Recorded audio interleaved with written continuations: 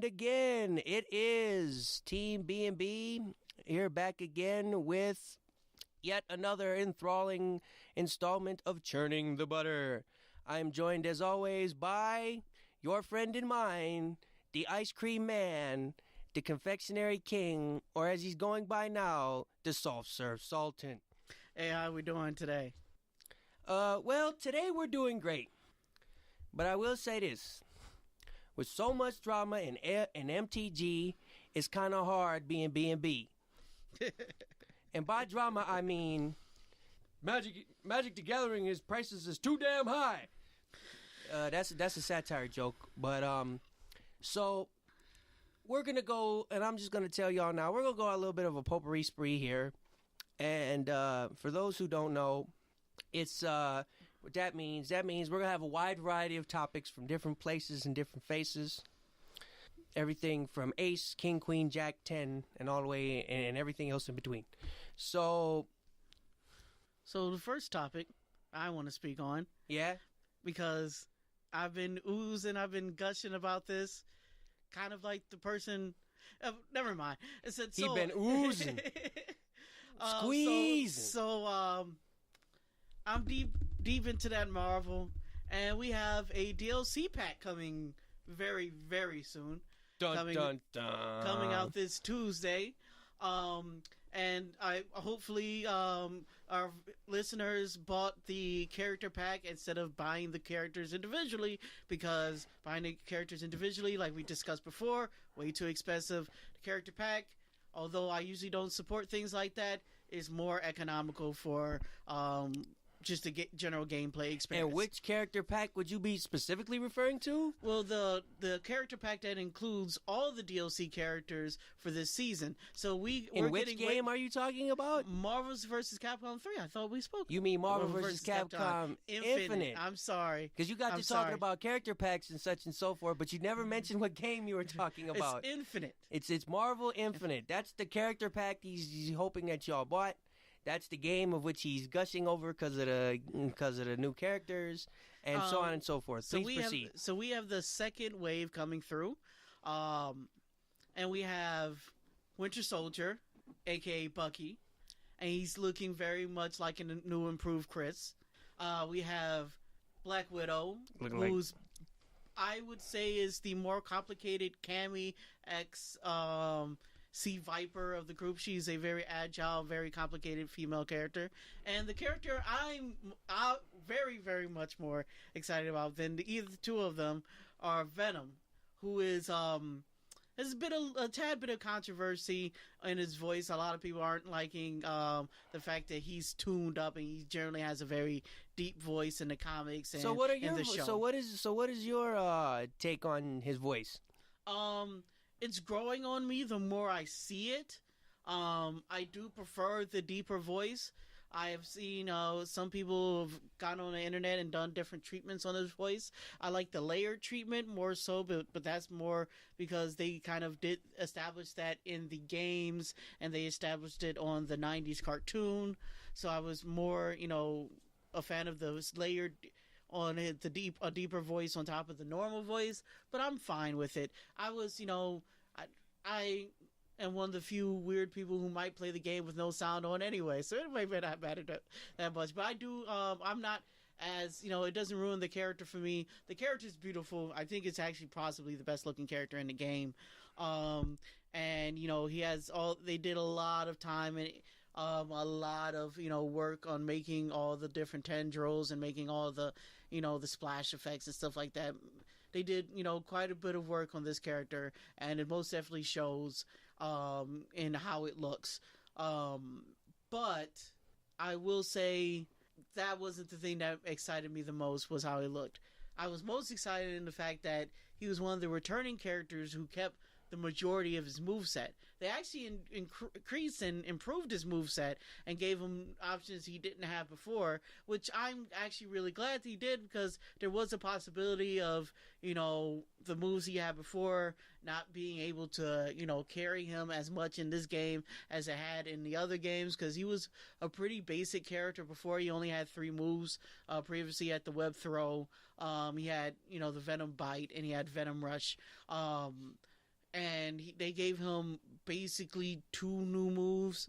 One was a trap, and another was basically a air wall bounce. And they also made improvements to his actual base move set, which is great. They kept some things that I think is actually questionable, like his level 1 being invincible.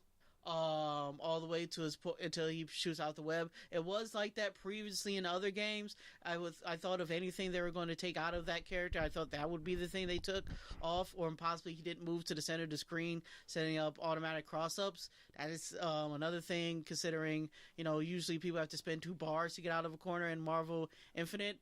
I thought that might be something they changed, but they decided to keep it for the character. So I'm already interested in playing the character because of legacy reasons, but I think he might tend to be pretty good. I think the character who's going to be guaranteed to be pretty good is going to be Black Widow. Black Widow has a lot of tools, and she has a lot of setups, and I assume that she's going to be She's going to be one of those lab monster characters where there's only going to be one type of Black Widow player out there, and they're going to be highly specialized in that character, and they're going to give you headaches because no one else is going to play her. I would compare Black Widow, to jump in here real quick, to like Jill in the last Marvel game. Mm-hmm. She's like Jill. She's really good. To me, she's a mixture of Cammy, Sea Viper from Marvel 3, and Jill, all rolled into one character. Mm-hmm. I'm not really big on her, not because she's a bad character, because I'm just not a fan. Who I am a fan of, by the way, and the guy who looks like good old Cable to me is our boy Bucky with that arm. That's the new Cable, damn it. I'm saying it now. That's the new... Those Hyper Vipers? Oh, yeah, he's shooting that gun. He got that gun, and I like his Yahtzee bomb where he just throws the little bomb. I call it the Yahtzee bomb. I got my little vernacular terms for everything. I really like his grenade. The reason I like his grenade, because there's a lot of characters with grenades like that in this game, but it's one of the few of them that explode on contact rather than explode on a timer. Yeah. Like Chris has a timer, and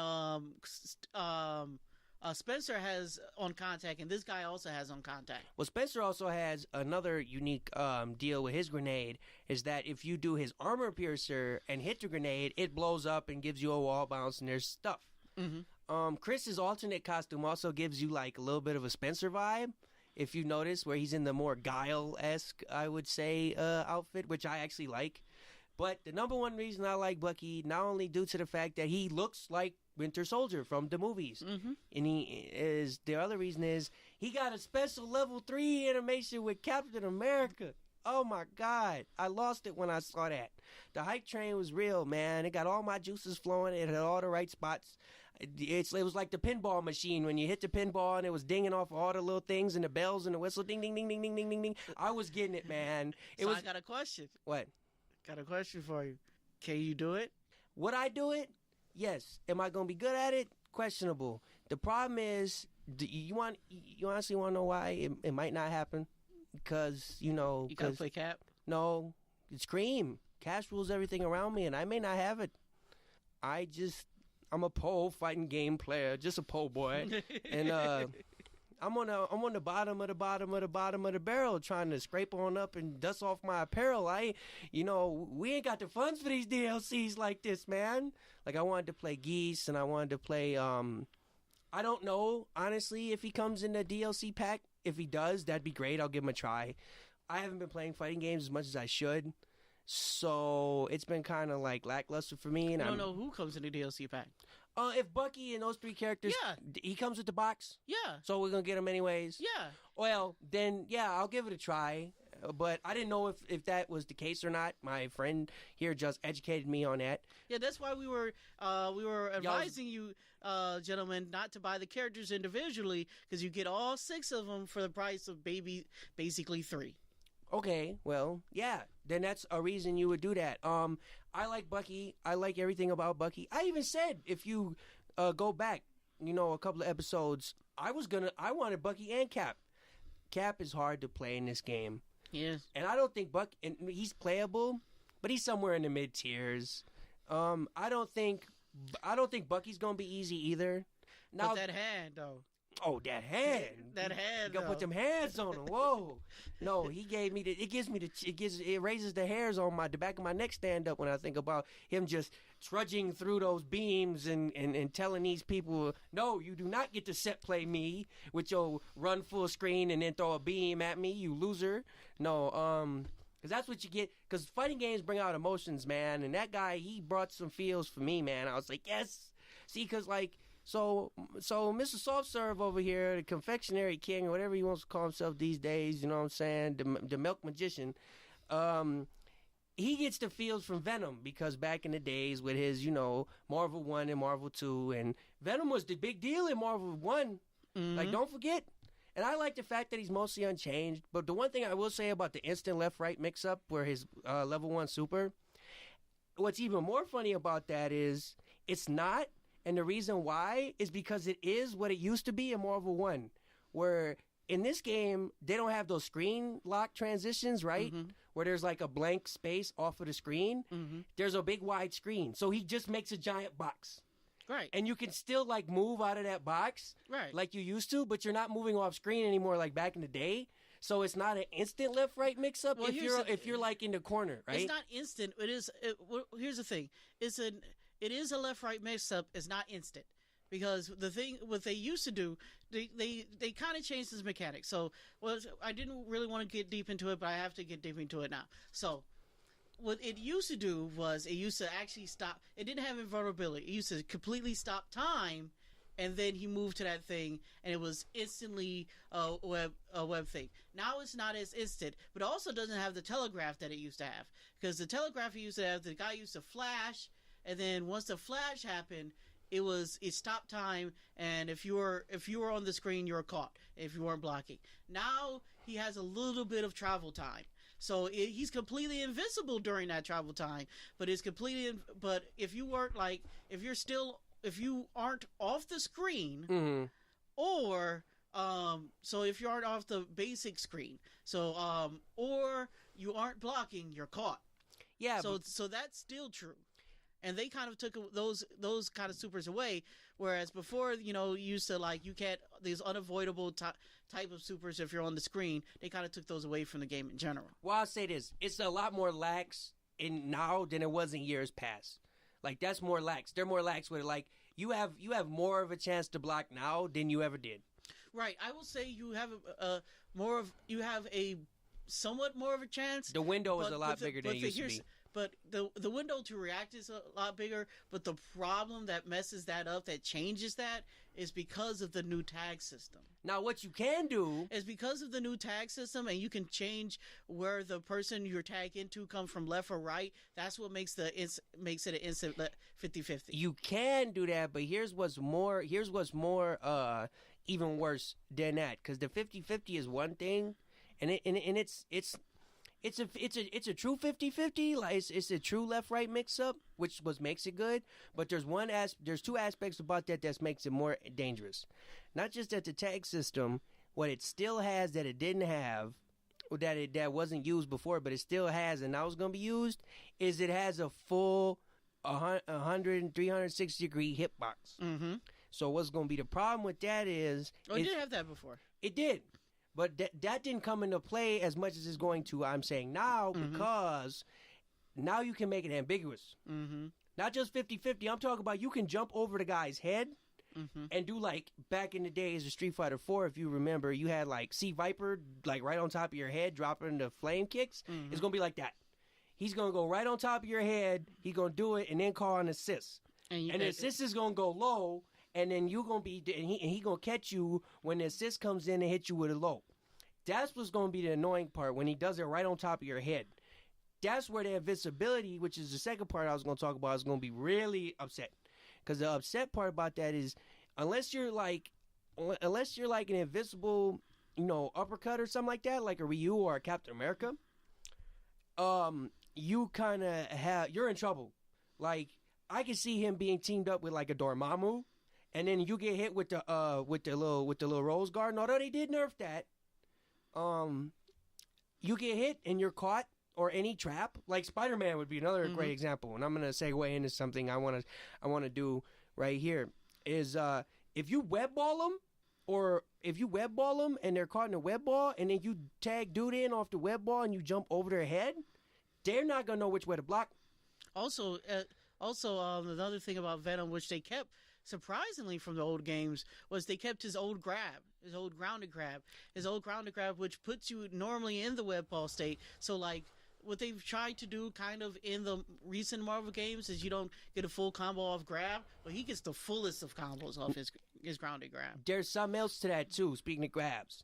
With him specifically. So Venom has always had a web type command grab that was similar to Spider-Man's web throw, where he'd slam you around. He still has that. But they changed that into a cinematic. So it has a cinematic. Now, why is that important? Well, those cinematic grabs messes up positioning when they try to mess up somebody. It'll mess up the grab. It'll mess up, say, like when you do the Space Stone and put them in a box. It'll change that. So say you're the person who's put in a box and you do that command grab of Venom, it will move you. There's a lot of moves you can do in the game where you can move the box if you're in the box. And people are starting to find that out more now, more than ever, that you can do that. That's one of those things where it will like transition like that. So that's kind of important. Also, I want to do one last thing. Mr. Soft Serve Sultan. Oh, I'm not done yet. We got still. No, there's things. I'm not saying there's not more stuff to talk about on the subject. I want to say something though. I'm throwing down the gauntlet. No, don't throw down the gauntlet. Yeah. I ain't done yet. You ain't got to be done yet. You can still talk about stuff, but I want to throw down the gauntlet. I want to say, here's the thing. I like Bucky, and you like Venom. I want to do it on the stream. I want to do you pick Spider-Man and Venom, and I want to pick Bucky and Cap, and we're going to do it 1st to 10. Now, I stink with Captain America and probably going to stink with Bucky. Okay. But I just want to do it because it's something fun. Like, it's going to be fun for the people. It's going to be fun for me. It gives us a reason to play the game because I'm going to be honest. We're not professional level Marvel players over here. No. I'm not going to lie. I'm mid-ranks at best, if not kind of low-mid. You know, I'm not the world championship Marvel, but it'll give me a reason to play the game and something to like work towards. And so we're going to make, I want to say maybe if we agree on a day, maybe 2 weeks after the characters come out, we'll sit down and we're going to stream ourselves playing. It's going to be the event. I say we do it the day it comes out. Then we ain't got. Then nobody has no time to practice. I want to practice. I'll give you some time to learn the stuff. Me some time to learn the stuff. Right, but we might do a rematch. We can do two. We can do two. Yeah, we do two. So we'll do 2 1st to 10s. That being said, though, if you want to do it the day the stuff comes out, we both have to be free. So we got to do the scheduling. Right. That's why I was going to try to put some time on it so we can see if we can do that. But we're going to throw down. I'm throwing down that gauntlet. Now, we keep talking about this because there's a lot more to say. But I'm going to throw down that gauntlet. Me playing Bucky and Cap versus Spider-Man and Venom. And we're going to play 1st to 10 set live in living color on the air, rough, rugged, and raw. I'm throwing it down. All right. And we might make up stakes on a later date. But as it stands right now, I'm challenging him. And we're going to do it. We're going to call it the rough, rugged, and raw challenge. And we're going to see. Because the first one's going to be rough, rugged, and raw. We're not going to have no knowledge of how to do these guys. Now, we might know our tertiary, secondary character. Like I know Cap, but I don't know Cap that well. He's probably going to know Spider-Man more than me. But Spider-Man's difficult. I'm going to let you know. Captain America ain't no walk in the park. I'm not saying he is. It's a legitimate challenge. But I'm saying, like, you know, like, I have some knowledge of Spider-Man, but like... You got more... All I'm saying is you know more about Spider-Man than I know about Cap. Oh, okay. You spend more time with Spider-Man than I did with Cap because you anticipated this was going to happen. Because you kind of had it in your head that, like, yeah, and I knew Winter Soldier was going to come out. And my goal in this thing is not only to win, but I'm going to hit him with that level 3. I want to see them both.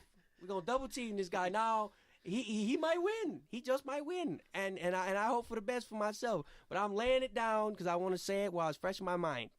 Now, there's a lot more to talk about on this subject. Now, I want to continue to gush on Venom because I have some other things I need to say on the balance of this character. Oh, we gonna do it. So the other thing I wanted to talk about with this level 1 is the fact that it is not a it doesn't actually have a cinematic. Like, he doesn't do a cinematic and, Yeah, there's no screen transition. There's no screen transition, which is very important. It is. Because that's similar to, like, the $1 million and that other BS where you sit there and you watch the guy combo and then other people get set up underneath, behind it. I want to see how... I think it's important. I want to see how it reacts with that box. I want to see if you do that in the box and you're not right, and the guy, say, if the opponent's outside the box and you do it in the box... What happens? Fly over? What happens? Yeah, I'm not only do you fly over, does the web go outside of the box, or does the box cut it off? I'm pretty sure the web goes outside the box. Maybe. So, I would be surprised if it didn't. The thing I wonder is, will you still move over to the guy? I think what happens is you're gonna hit the wall, and then you're gonna like float there for a second, like some of these other supers, and then you're gonna fall, and it's gonna end, right? But we'll see what happens. I don't play with the time stone, or not the space stone. I use the time stone because it's the old school way. It brings me back to my CVS 2 days. I like the time stone, but you know what I'm saying? There's a lot to gush. Now, another thing I do want to talk about, because we're going to gush about Venom. We will. I said, but let's get it all out the way. Okay, fine. Gush all you want about Venom. Go. Because I said, okay, so the other thing they changed with the character was his Venom bite. Now, people may not understand that character. One, they made it safe, which was surprising. But the fact that they made it do a ground bounce once you hit someone in the air with it, which allows him to combo afterwards. So I was just more surprised in the fact that they actually made the character better, as in just a straight card over. That's all I want to say. Oh yeah, no, and that's totally true. And it's probably going to be really good. And no, the reason I call Bucky the new Hyper Viper Beam, the new Cable. Yeah, the reason I call him new Cable is if you see his level 1 super, he throws out the gun and then he hits you. You can keep doing that over and over. And he's got the arm. That's another thing. And not only has he got the arm, he's got the punch. Like, because Cable kind of had like a rushing punch type of move that was similar. Now he doesn't have the spear, right? The trident, the javelin, which I kind of wish he did. I wish he was Cable. I'm not even gonna front. If he was Cable, Venom wouldn't have existed to me. I'm hyped for Venom just as much as the next guy because nostalgia is big on me. But if that was Cable, I'm sorry, none of them other characters would exist. So it's super funny because it takes you back to the discussion where, like, well, we didn't put characters like that in there because people wouldn't remember the fighting game. Or people would have remembered Cable. Oh my God! Some of the people who call themselves X-Men fans may not have remembered Cable, but because he was never in any movie and stuff like that. But the FGC remembers. Oh, and I know Pepper's Farm remembers. The FGC remembers. Oh yeah, and Pepper's Farm knows. They know what you did last summer. They know what you did this summer, and they know how much of those Milano cookies you bought. You know what I'm saying? And don't take apart the damn Milano cookies and then lick it like you do on Oreo. Milano cookies are better than that. They don't deserve that. It's the mixture of the chocolate and the cookie. It's a refined taste, man. Don't do it. That's you go ahead and do whatever you want. But those are jokes, people. But I stand by my my non-mistreatment of Milano cookies. But anyways, the point is that Cable, I compare him to Cable and he's not Cable. I wish he was Cable, but Bucky is what excites me. Venom is what excites him. There's two obvious teams there. We got to do it, man. The other thing I want to talk about is, with Marvel vs. Capcom Infinite, is all these premium costumes that are coming out. There's a lot of them. They're all over the place. And you know what's kind of sad and cool at the same time? Most of them look good. Yeah. A lot of them look good. The problem is, the beautiful game that's there is behind a paywall. And we've discussed this. And this just proves it now more than ever. and the Capcom guys just expose themselves more and more as if this is what they would have gave us initially, there wouldn't have been no heat. But they just proved it's like they keep fumbling over their own shoelaces with this stuff. Like, man, I wish this is what most of these characters should look like anyways. Except Spencer. I don't know what they did to him. You know something? I know what they did to him. They shouldn't have. Have you seen? But he's not the most awkward looking one. He's the most awkward looking one that I think was not a joke. Have you seen the Frank West Proto Man? I like that. Really? It actually it's a twofold thing. One, it looks good. Like It does not look good. it looks good into the fact of what they're referencing, Joe. Yeah. And you know what they're referencing. I do know what they're referencing. That's why it's good. Because it's a joke. It's a funny joke. And it makes sense. Because they're actually referencing a real thing that happened in Frank West's video game where you could get the red Mega Buster. And people thought that was Zero's, Z Buster. But it was Proto Man. Mm-hmm. It's Proto Man Buster. You could get that helmet in that game. It was a thing. Yeah. And Mr. Gourmand over here is stewing his juices over here. He's bubbling over here. He likes him some Proto Man. But yeah, for people who are, I like me some Proto Man too. For people who are unaware, if you want some just general Capcom fanboyism, buy the Dead Rising games, because the Dead Rising games are full of random Capcom, fanboyism, where you can dress up as, all these different characters, and you can, make these wacky ass weapons and stuff like that. And zombies. And then kill them using wacky weapons like lawnmowers that, that shoots out ice and a bunch of other weird stuff. Yeah. It's at first that game was somewhat, like a serious survival horror, and that lasted about 5 minutes, and then it's down the wacky land. So although those games kind of get like a negative push for being kind of crap games, those games are that's the reason why Frank West is such a kind of like a jokey kind of character in Marvel, is because that's where that entire franchise kind of went. It kind of went, where nonsense doesn't matter. We're just here to have fun and, do stupid stuff. And what's really funny, the biggest joke of them all, is in this game, Marvel vs. Capcom Infinite, this is the best Frank West has ever looked. Like, just Frank West as a whole. Like, just Frank West as a character. This is the best he's ever looked. Like, yeah. So, and speaking of the Dead Rising games, as far as I'll go with that is say, if you can get them on a discount, on like a Steam or in some sort of bundle. Oh, yeah. That's the best way to go about that. Mm-hmm. Please don't play full price. I don't think they're worth full price, but that's an opinion. What I will also say is, that's Resident Evil Light. That's Resident Evil Light. Like, that's the light beer of the Capcom zombie franchise thing. I wouldn't say it's Resident Evil Light, because Resident Evil still takes itself very seriously, and Dead Rising stopped taking itself very seriously on the first game. Yeah, I see what you mean. I'm just saying it's like it's like if you want your Capcom and you want your zombies all in one thing, this is the this is the non-jump scare version. So if you don't like jump scares and all that, if you wanted comedy zombies. Yeah, this is very Shaun of the Dead, if you will. Like, it's that kind of thing. Like, that's why I say it's light in that way. Like, it's not a very dark, trip down zombie lane. I still think that the best game Capcom has made in the last year is Resident Evil 7. I'll just say it. I thought that was an amazing game.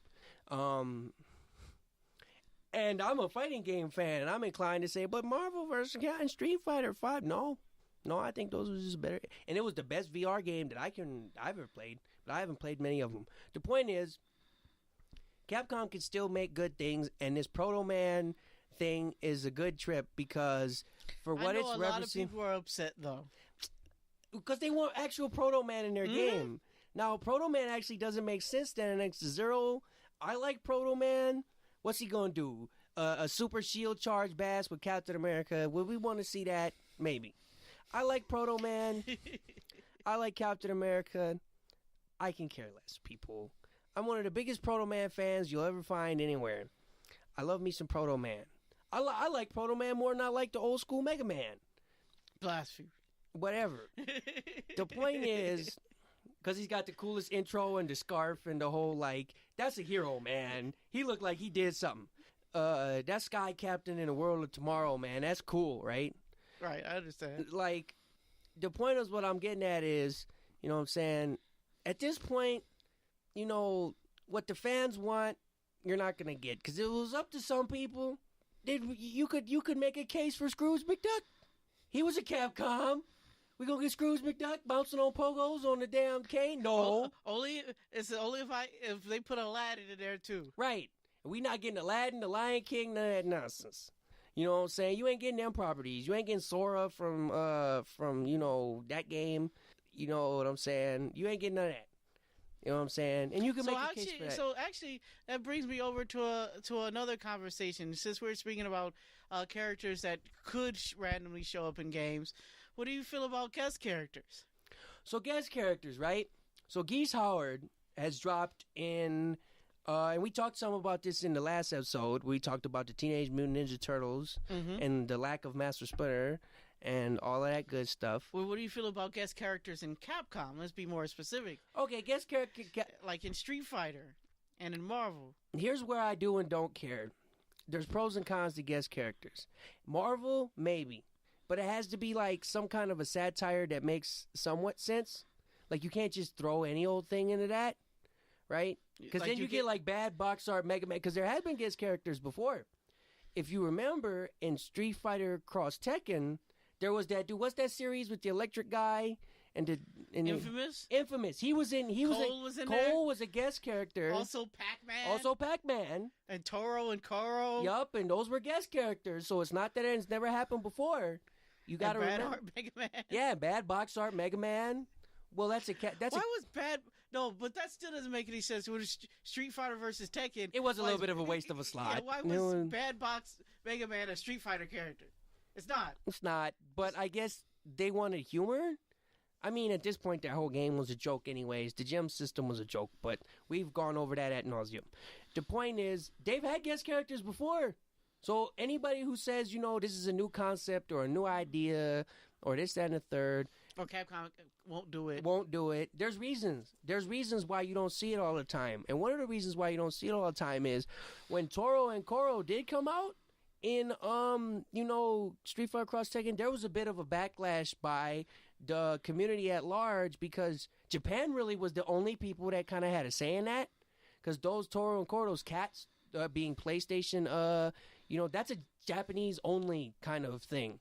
And they really weren't super duper fun characters anyways. They were like Servbot 1 and Servbot 2 with like some moves. They didn't impact the game in any kind of a fun way. And it wasn't that you was going to play them in tournaments. I mean, I played around with Pac-Man in that game, but it's like, and that's one of the points I want to make. You got to do guest characters. You got to do them right. And Street Fighter is like this really kind of serious thing, right? So you have to be really selective with who you do these guest characters and why. Now, I think as an example, I was gonna say something else. As an example, you could do another character from another fighting game, like how Tekken did Geese Howard, right? That you could do for Street Fighter. For instance, if you put, say, Jin from Tekken into the Street Fighter thing, right? And you made his moves like you did in Street Fighter Cross Tekken, and say, hey, look, it's Jin, right? That could work. Or you could do Noctis from Final Fantasy. Boo. Because he's also a fighting game character, Boo. I guess. What? Boo. So, I will say, I think Namco was on possibly the greatest run for guest characters of all time when they had Akuma then Geese. Oh man. Like they were on such the biggest role. Oh man. They were like, man, and they had the best theme. They had the best theme of all time. The best theme is not bring the hero from the fighting game into your system. The best theme is bring the villain. I can't understand why Noctis is here. Yeah. I do understand why Noctis is here, but I don't like it. And what is that? Enlighten us. Noctis is here to get a crowd of people who aren't interested in fighting games. Okay, so he's a draw. He's a draw. He's a draw. I agree with you 100%. I'm not for these draws. Here's the thing. If you're going to do a draw, it has to serve two purposes. Now, an example of a good draw is putting the Teenage Mutant Ninja Turtles in your superhero fighting game, which is what Injustice did. That's going to get people that's not, fighting game fans to look at your game. And on top of that, it fits your theme. It fits your theme of like superheroes and comic book characters. Like Hellboy's another one. Hellboy's a little more comic book fansy, but the Teenage Mutant Ninja Turtles, those guys have bridged the gap, right? You can buy Teenage Mutant Ninja Turtle shirts at Walmart. I mean, they bridged the gap. Now, I said, I'm going to go down, the rabbit hole.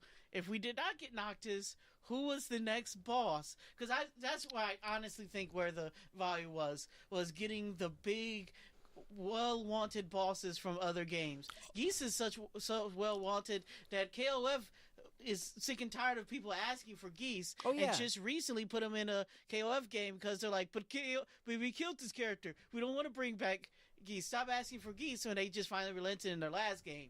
But, like, they didn't want to do it. But what was the next big fighting game boss that you would have seen? That we could have done? That's not a fighting game, sir. What we could have done for fighting games, I was commenting, if you just heard me say it's not a fighting game, I was commenting on some peanut gallery from the off-screen, from the off-microphone. But as we're doing this live, people, what I was going to say is what they could have done, because it's Tekken, right? And they could have done is if you're going to do a fighting game franchise, they could have done something from one of their other fighting game franchises. Don't hurt my heart. I know. Don't hurt my heart. Who are you supposed to be? Who are you trying to be right now, Ray Charles? Unchain my heart. Unchain my heart. Break these chains of love. Right. Right. Don't go away. No, you trying to be you over there being Ray Charles. Don't do this. He about to hop on the piano and put on his shades. But that could have been a thing. Also, they could have gone with a super obscure choice that wasn't something in pseudo popular culture. Like, for what I know, Final Fantasy 15 in the North American scene got a mixed review. As far as some people loved it and some people didn't. I'm not too sure on that, but as far as I know, I believe that's the case. I played it. So who you brought over if you're So to answer the question, who would I would have done? And I'm trying to think. So who would I would have done from a fighting game franchise? I would have actually said, screw it, we're going back to Street Fighter, and I would have grabbed Bison. I would have grabbed M. Bison and went back to Street Fighter. Now, the reason I would have grabbed Bison is because you have to think about all these fighting game franchises. Mm-hmm. And you have to think about what other fighting game franchises are so popular that aren't SNK, aren't Namco, and aren't Street Fighter. You know what immediately came to my head? What? You could have done Dead or Alive. So maybe they could have grabbed one of they could have grabbed but the Duel is it cool? Who's the Duel? The little watery T1000 looking T1000 would have been better. Actually, that's the boss. Wait, you know I just realized. What? I was like, or we could have done the boss from Virtual Fighter. They basically have the same boss. They're basically the same thing. Psylloid B. And, yeah. You know that's not what it's like called. The computer program or the drop of water. Basically, some floating shimmery Eternal chick. champion style. Some floating shimmery chick.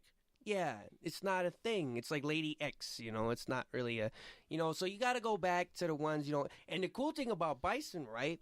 But you were possibly saying another Namco, who would you brought over? Oh, from that? I'd have just said screw it and did Nightmare. The reason I would have did Nightmare is twofold. He's ridiculous. Nightmare is a ridiculous guy, and he's way different from he's so far off from what we already have, but he can kind of be translated into that thing. Mm-hmm. He might have been hard to implement mechanically, but I mean, we got Gigas, right? He just would have been such a different archetype from what we already have that it would have been just like way different. And he's iconic. Yes. You don't even have to really know Soul Calibur. And then you know what you could have did? You could have did a bunch of things. Like one of his customization options could have been that brown, the original Siegfried thing with the brown full plate. Mm-hmm. And then you could have given him some other stuff. Like that was actually my favorite. What's the name of that character that was originally the original one? Soul Blade, the big swordsman with the brown. Siegfried. That was Siegfried. Yeah, that's what they called him.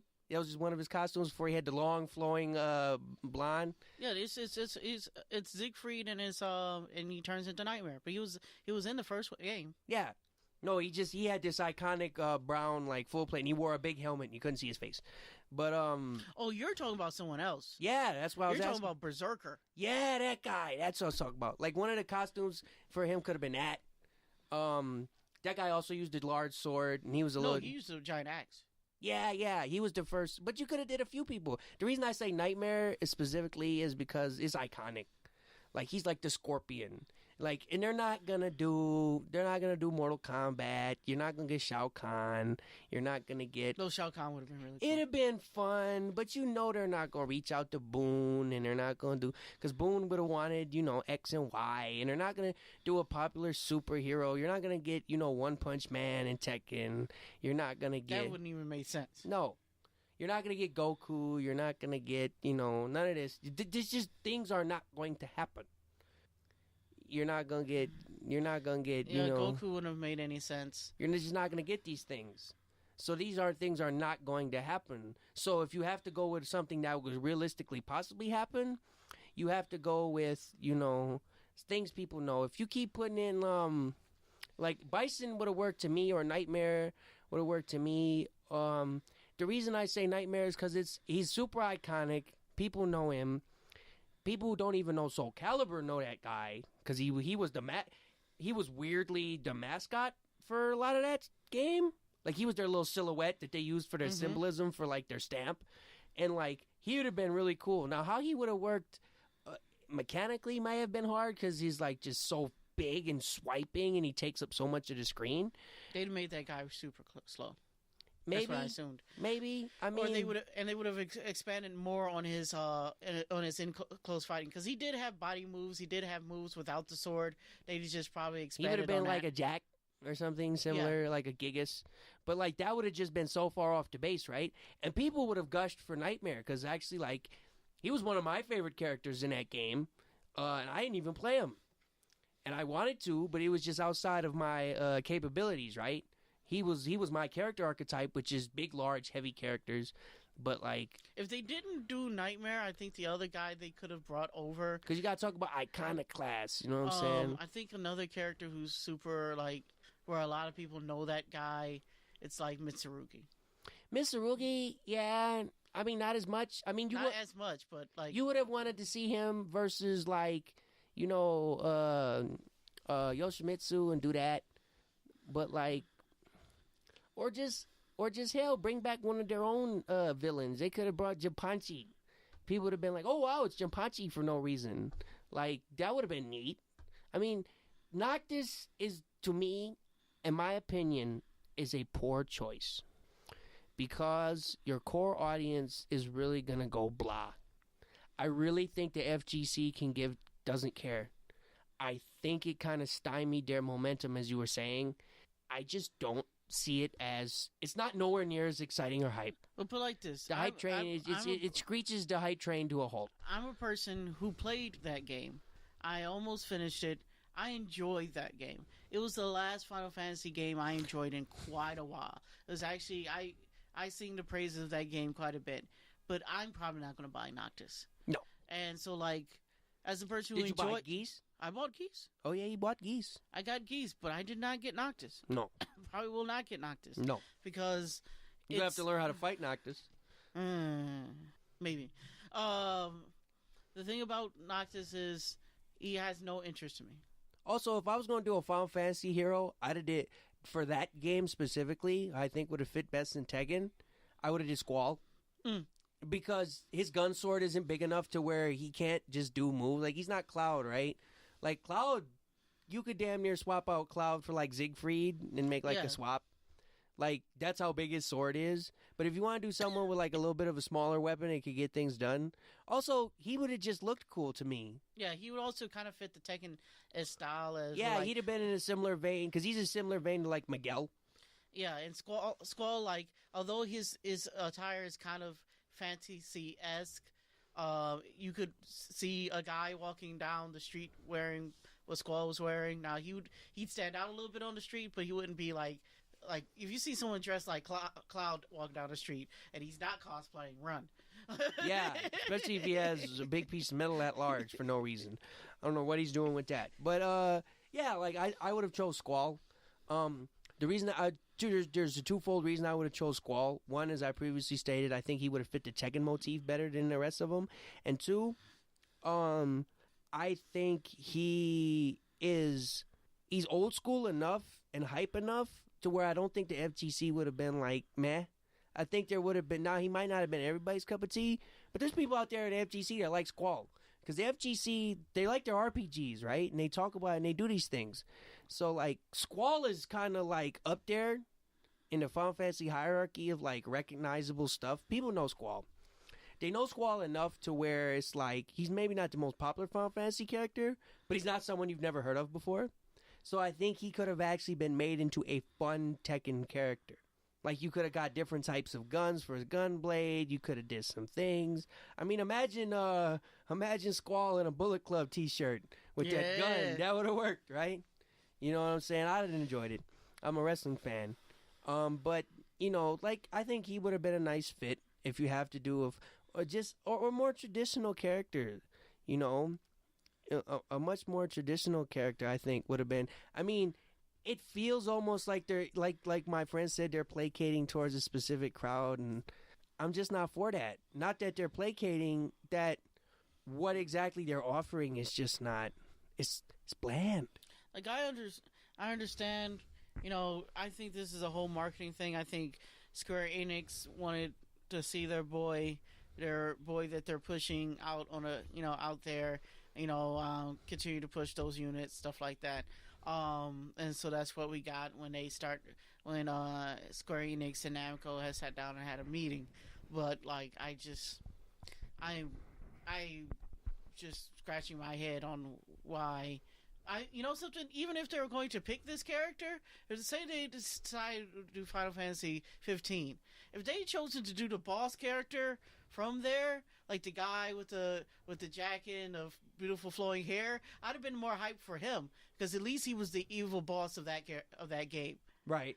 That's what's kind of bugged me, is the inconsistency of the whole thing, where we got I never thought they'd bring this boss into this game, followed by I never thought we'd bring this boss into any game, much less this game. And then it could have been followed by another, I didn't believe they brought this boss character. Now this was just, I can't believe they brought this character. Now here's another question. If you could poach a fighting game character from a popular classic fighting game franchise that lots of people would instantly recognize, what fighting game character would you put in Tekken 7? In Tekken 7. If you could just poach one. So poach one, it doesn't have to be a hero or villain. Hero or villain. Either. I know exactly what I would say. For Tekken? Mm-hmm. See, Tekken's such a weird game. Uh-huh.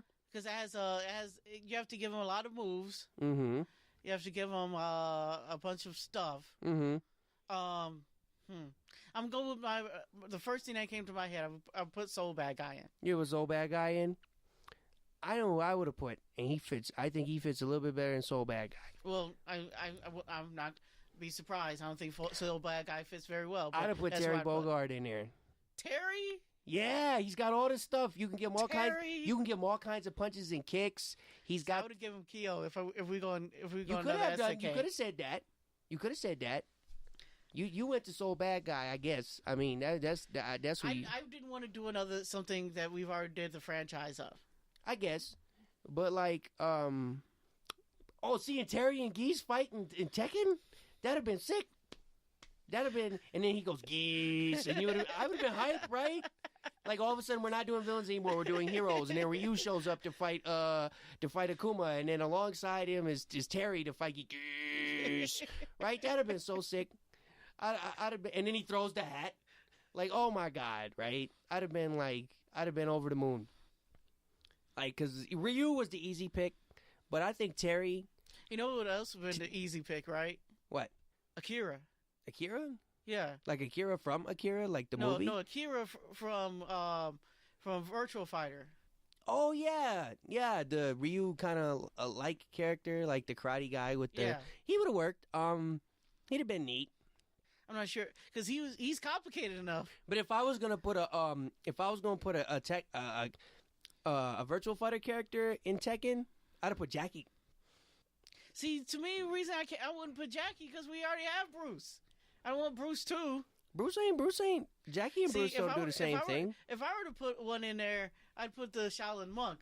But I'm partial to Shaolin Monk, so whatever. Yeah, but we already got Fang. Fang is not a Shaolin Monk. Yes, he is. No, he's not. Yes, he is. That's literally his background. He was at one point in his life, he was a Shaolin Monk. No, he doesn't fight like one. That's Kung Fu, brother. That's you don't kung fight, fu. He's got the rings on his arms. It's kung fu. You don't fight It's like Aikido. a Shaolin monk. That's the Shaolin stuff. You don't know. That's not Shaolin. He's not short. One of his- He's not short or If long. you go in the game and click his customization options, one of them is literally the dots and the bald head. I know. He's supposed to be a monk. He's their interpretation of a monk. He is. Totally He is. That's what he is in that game. I'm sorry. I'm just gonna say that's how they put it. Like he has like his alternate outfit in that game is monk, and he's an awesome character. So awesome, in fact, that's who the guy Harada who made the game personally plays. You would think he was gonna play Heihachi because that character is literally modeled. Heihachi is literally modeled after him. Mm-hmm. He modeled that character after himself. So you would think he would play that character because it's an extension of himself. But Kazuya is an extension off of someone else. I can't remember who he said that person was supposed to be. But yeah, so you think it would be that, but no, he plays Fang. And like I thought it was awesome to see him play his own game. He's actually kind of bad at his own game, which is funny. Like they had him. There was a video of him playing Tekken at the highest difficulty setting against the computer, and he was just getting beat up. Like he went through a couple matches, and then he just got hosed, right? But like, yeah, like there's a whole host of characters I would have wanted to see, and at this point, hell, I want to see a full game. I want to see Tekken versus SNK. Like I just want to see it because they've had 3D SNK games before, and they were like left punch, right punch games. They were in the style of Tekken a little bit, although they had like one button side steps and it was a little different, but. Like there was 3D versions of that game. They had a lot of interesting characters. One thing I'm kind of a little bit speaking of a lot of different things and going all over the place. I'm gonna say it again. Magic the Gathering is too goddamn high. Capcom Cup's coming up, and number one seed, the last year's champion, he's gone. He didn't say why. They said it was personal reasons. He just disappeared. Right. So, now I have a theory, and this is tin hat full theory. Completely has no bearing. There's ice cream cone on top of the head. Yeah. This has no bearing on reality in the fact that I have no proof of anything. Okay. But I think the pressure's gotten to the kid. No. That's what I think. Really? I think he's been up and he's been down, he's been up and he's been down, and I think he may not be able to do it anymore. I think having been watched him in all these tournaments, I think it is what he says. I think it's legitimate. It's a legitimate personal matter. I think it's of one of those things that you don't want the internet to hear about because they don't need to know that sort of thing. Mm-hmm. And I think it's an interpersonal. I would venture to say, if I had to guess, it's a family-related thing. Because if you watch that guy in interviews and stuff, he's always about his family and really close and his immediate family. And that's a big deal for that guy, for Mr. Dudang. So, I think it's like family-related. Like, I think maybe he had like a passing in his family or someone sick. Something to that effect. And I don't think he really wants to talk about it because that's not something the world doesn't need to know that. Mm-hmm. And I don't think that. But what I will say about this and why I brought it up is him dropping out kind of opens up some stuff. I think he could have won it again because you have to remember he was extremely high. He was third. Him by winning the year previous had an instant buy into that Capcom Cup tournament. He could have sat on his behind the entire year and still been able to go to Capcom Cup, but he did not do that. Mm-hmm. He went out and got this money, and he was third on the leaderboard for the points in the Capcom Pro Tour. That's third. Yeah.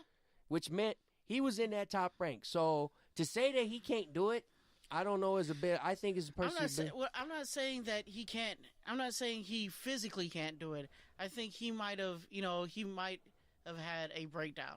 And like he might have been like, well, maybe it's just not worth it anymore. But that's like I said, I don't have very much I can point to and say why I believe that. It's just a feeling I have. But what I said, why he's not there isn't as interesting to me as the person who is there. Oh, Ricky Ortiz being put into the so let's just talk about that person in general. Ricky Ortiz got put in his spot because she got second place last year. Mm-hmm. That's how that works. They went to the next person down. Actually, I'm gonna be honest. I don't think, if I can recall, that Ricky would have been in the tournament anyways. Right. And I think Ricky's gonna get bodied. I'm just flat out. I got my money on Taquito and Punk and Infiltration being the last chance qualifier. I'm not saying that we're going to bet or that you're a betting man, but if you are a betting man, what do you think the Las Vegas odds on Ricky is at this point? 100-1. like put the red rubber stamp on the poor girl. But you can't say, you can't say. There's not even 100 contestants. Maybe 36-1. Yeah, you know what I'm saying. Odds of I see a 0-2. Like I see a big fat 0-2. Like I'm not Justin Wong is going 0-2. Now Ricky could do. I haven't seen her do anything on the Pro Tour, and I've been watching a lot of this stuff pseudo religiously, if you want to put it a way to put it.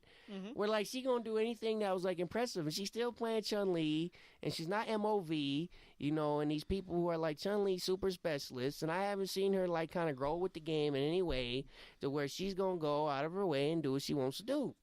I just haven't seen it. I don't think she's got it in her. Now if she wins, I'm going to be shocked because she's a bit of the underdog here. Now, who I think is the black horse, right? The unexpected person is going to do well. Mm-hmm. I think it's going to be Infiltration. I've been watching him streaming lately. He's playing like Manat. He's going all the way weirdo stuff, right? He's doing this and a third. Now, he's been playing like Manat and all this other weird stuff, and he's kind of experimenting in all these different ways. And he's on that Graph team, which is kind of weird because that guy Fudo, who's also an FGC member, he got off of that Graph team. There was this Japanese esports team called Graft. It was spelled kind of weird. It's hard to pronounce. I don't know how you pronounce it hardly, but yeah. So he kind of he's all he infiltrates that dark horse, man. Because when he's on, he's a world beater, and when he's off, he's just gone, right? Yep. So not only that, I think he's going to be the dark horse, and I actually don't think that I don't think Ricky's going to be, because I think that Ricky didn't think he was going to be there. So you didn't prepare. So you would probably. I mean, I'm sure she's going, hand over fist, trying to prepare. Yeah, she's for the unexpected. But she's probably at Mr. Wong's house as we speak. Yeah, but Mr. Wong might not be the best person to be next to because he's trying to win Battle for Stones. Because Mr. Wong is going 0-2 at every Capcom Pro Tour tournament final thing, you know what I'm saying, Capcom Cup, he's been in. He makes it all these years and then goes 0-2. So Mr. Wong ain't the guy you need to be talking to right now. Mr. Wong going to teach you Marvel. That's all Mr. Wong going to do. Mr. Justin, I dyed my hair blonde for God knows why. Wong is... He's gonna You know why? No, I don't. California. He's been in California. California. Yeah, but at all this time, just now recently, it's more and more. He was in the opposite California, which was New York. So it takes a while. It takes a while to wear you down. I'm gonna say this: it was a choice. He made a choice. Whatever you say, brother.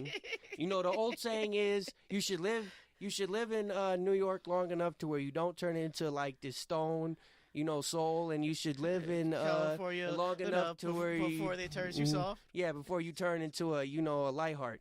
You should do a little bit of each. I think you should live in the Midwest and learn some family values, if you ask me. But I know we're not gonna go there.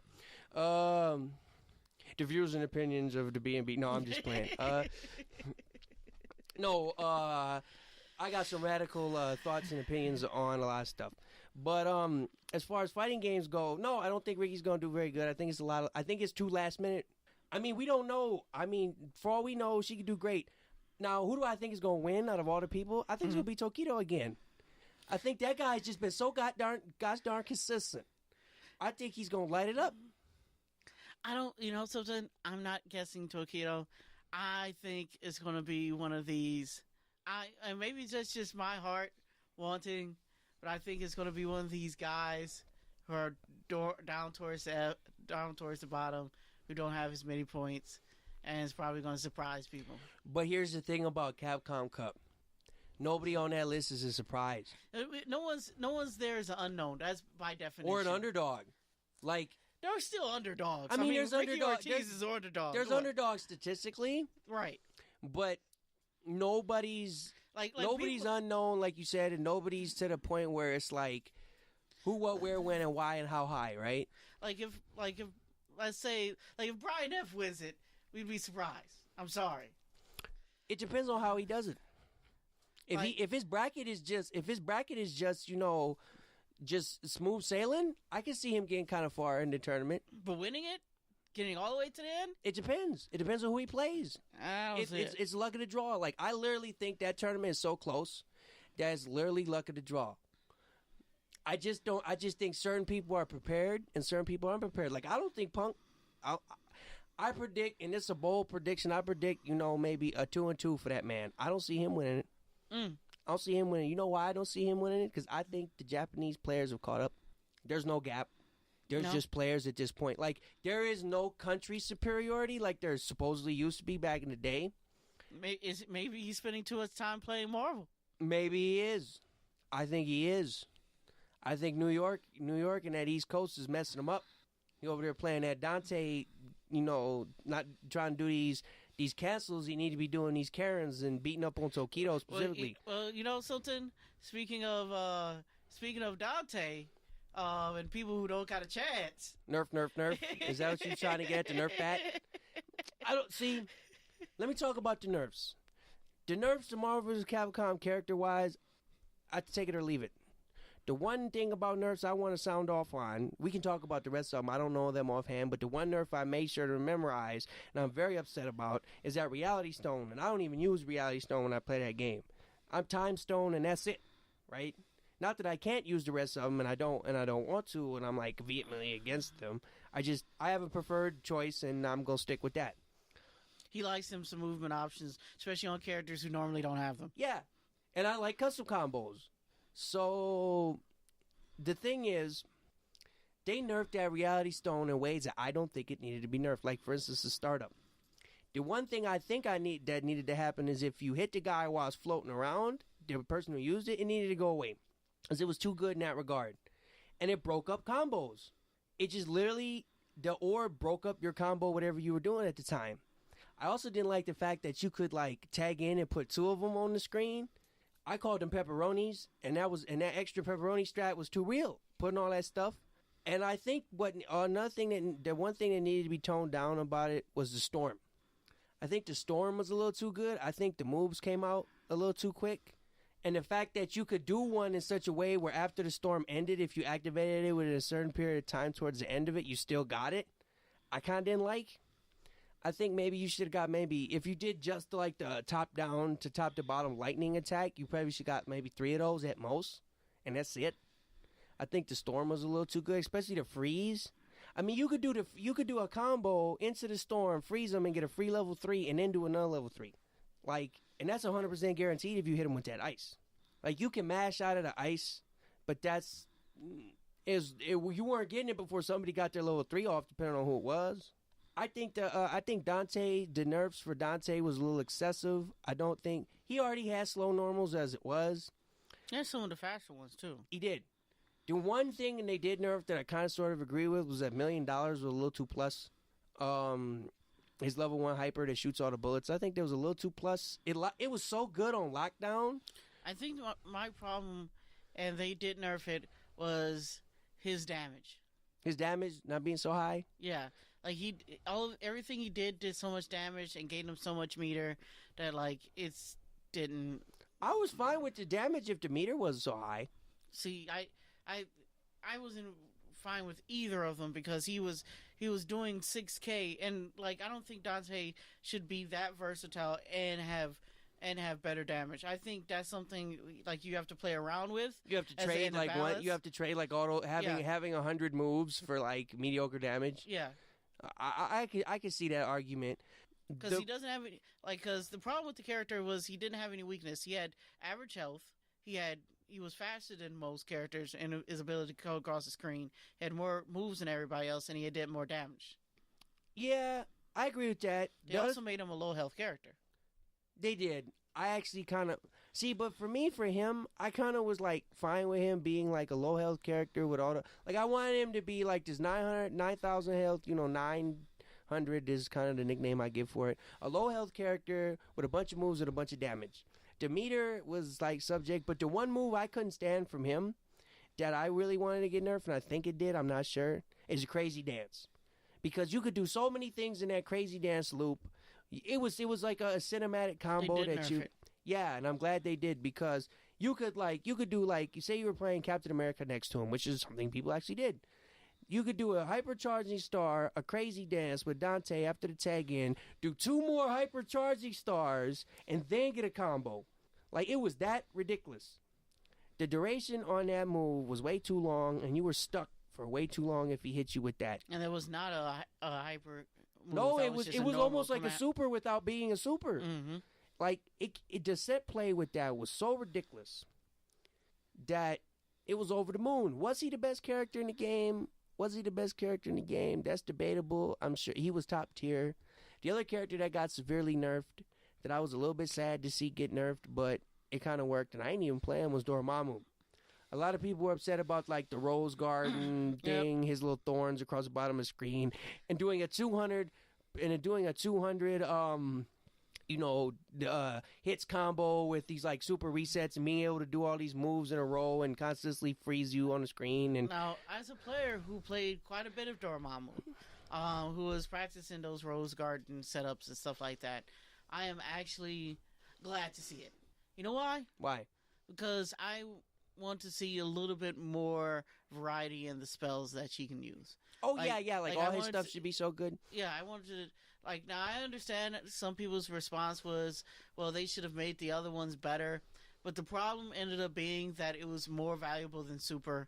Both of those moves were actually better than most of the cast's actual supers in the game, and had so much of an impact that there was nothing else to do. I will argue that point, and the one thing about that I'll argue that point on was I think he had one super that was better than Rose Garden.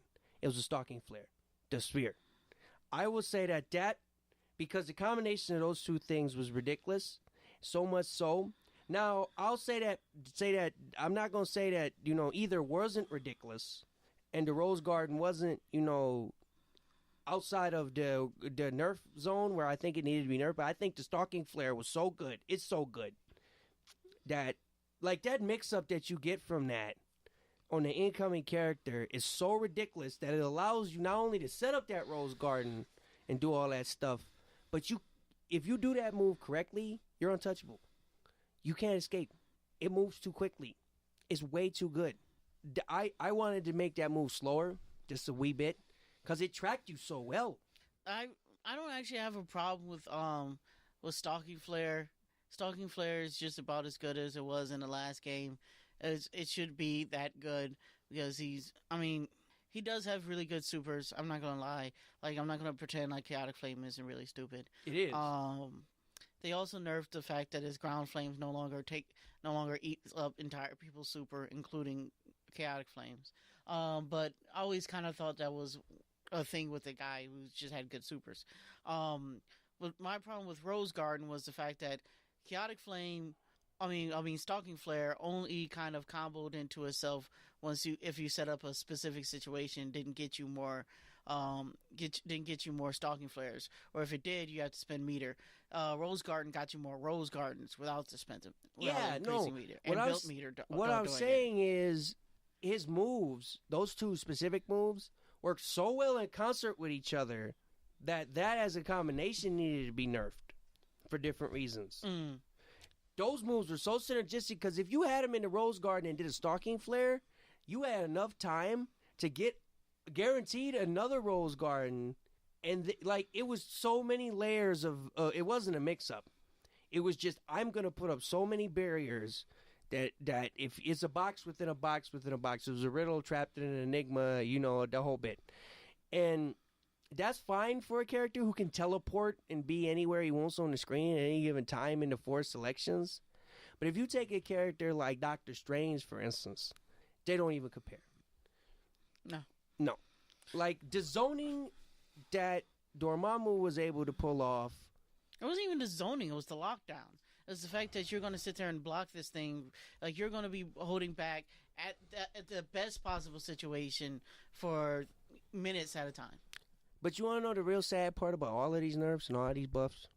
There's one thing that's more important than all of these buffs and nerfs. None of them are going to be at Battle for the Stones. Nope. They're all going to play the game as it was pre-patch. Well, I personally think they couldn't have done it that way. I don't think you could have rolled out these nerfs, and then had all these people who are playing for a tournament and money just have to adapt like maybe a week beforehand. You've done it before? I just don't see them doing it. I'm not saying they will. I'm not saying they will or they won't. And I know they want all those hype long ass combos for the hype for the thing. That's what I think it is. I think it's a visual deal where it's like, oh, he did a 2. He has to be a champion. He did a 200+ hit combo. I think the number one thing though that was addressed was the hit stun deterioration glitch. That was addressed that really stinks too that hit stun deterioration glitch was removed because it offered a lot of characters who didn't otherwise have access to like 200 hit combos. It got rid of them for them.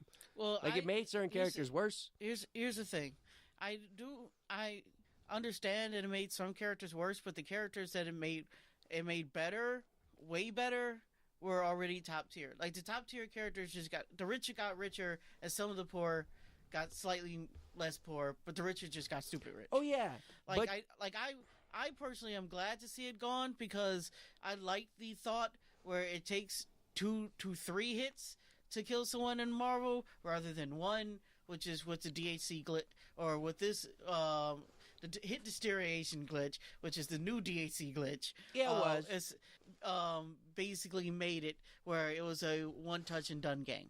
I actually like to have multiple touches in my Marvel game. Oh, yeah. That was the reason why a lot of people were clamoring and enjoying this game in the beginning.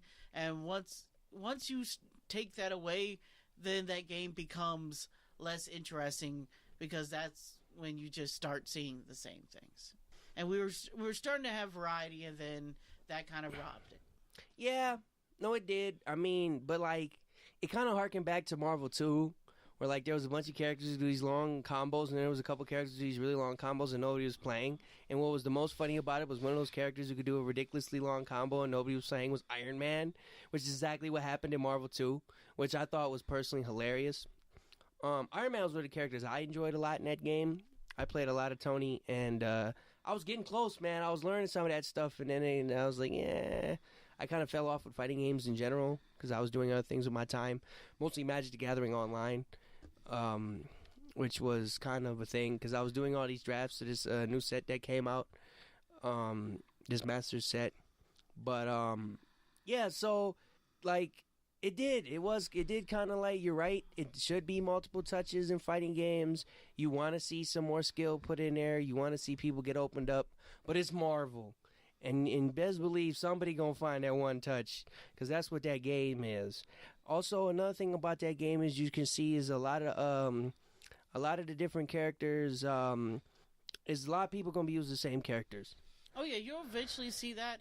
It'll get to that point. You're starting to see it more now, but that's more in certain areas than others. Like the New York boys are a little bit more of play what works, and then if something else works, we'll learn and adapt. The West Coast are more individualistic, and they're just going to try to make their team work.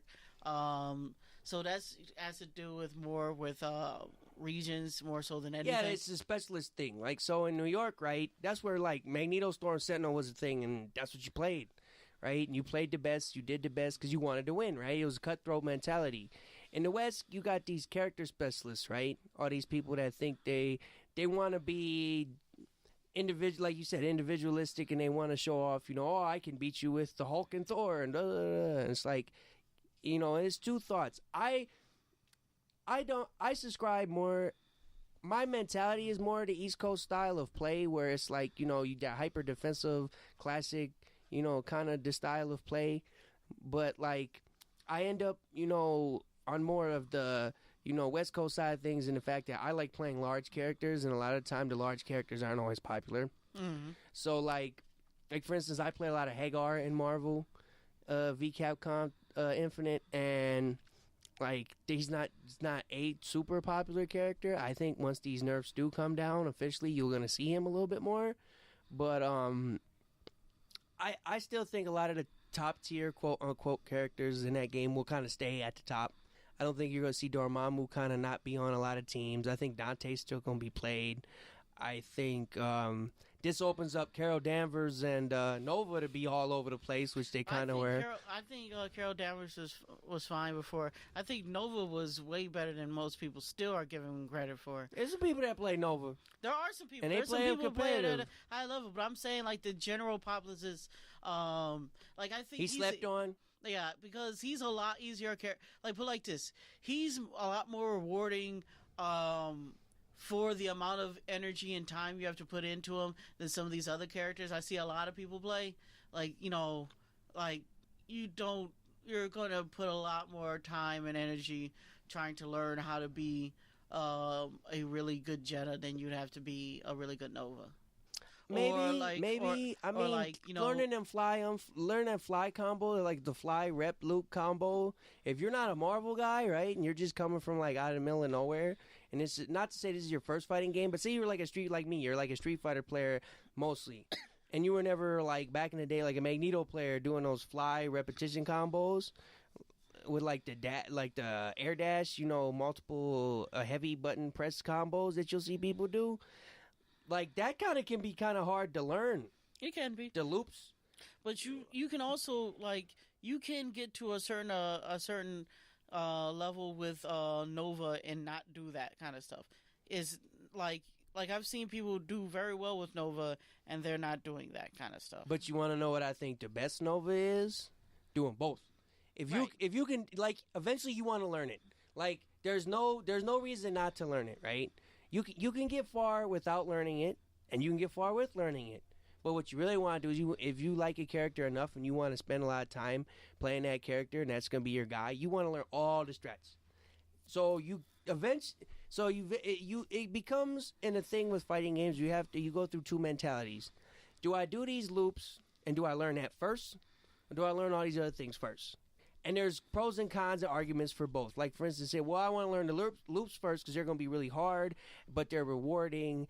They're somewhat simple. The mindset is kind of a thing.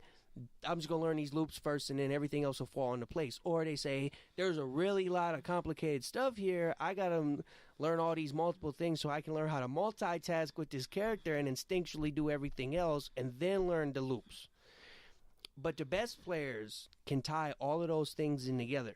They can hit you with the loop, and then they can hit you with all this other stuff when the loop is kind of like obvious, and then they can go back to the loop, and they can shift, that gear shifting, way of playing where you can kind of drift your way into these characters in and out is really good. But Marvel, I'll say this. With all these buffs and nerfs, it proves one thing. Marvel is now, as it has always been, a game where you have to learn. If you really want to master the game, you got to be a multi-character. Specialists in that game, I personally think, isn't going to do you. You got to learn a lot of stuff. Now, I'm not going to say you got to go all with the high tiers and bust that out, but you want to learn, like, so many characters in that game where, like, nothing's going to really... You don't have the knowledge. You don't not have the knowledge, right? Like... Frank West is an example. You don't want to like play a bunch of this game, pick top tiers if you're so inclined to pick, and then all of a sudden Frank West shows up and you don't know what his like long extended combos look like. No, you want to get it so good where you could play like a multitude of characters. Like Justin Wong's a perfect example. That dude could play like half the cast, if not 2/3 of the cast, to a somewhat proficient level, and probably beat 60% of the people he comes across just picking too random. You gotta want to get to that point with that game. Like, the more knowledge you have, of that specific game, the better. It's kind of different from Street Fighter, where like the characters are so complicated and the matchups are so specific on how you win them, where you're going to spend most of your time learning these character matchups. In Marvel, you're going to spend most of your time learning these team compositions. So you're gonna learn either set play or how to get out of set play a lot of times. And eventually, if you really want to get good, you gotta learn both. Yep. And the number one thing I think in Marvel vs. Capcom is the synergy, right? Not that your two characters have synergy per se, but where is it, right? So like, where is the synergy in character A and character B? How can I force the synergy, right? And by force the synergy, I mean finding the things that can connect these characters in such a way where they team up well. Because technically you can almost do it with any two characters in the game if you find the thing, right? Like, for instance, say you pick like Arthur and then your other characters like Nemesis. Well, both of those guys can zone you out.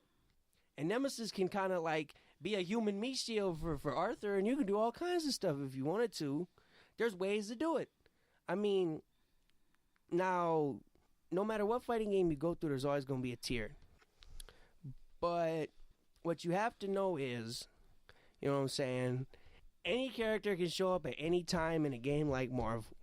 You could go online and play some, and two characters you think stink.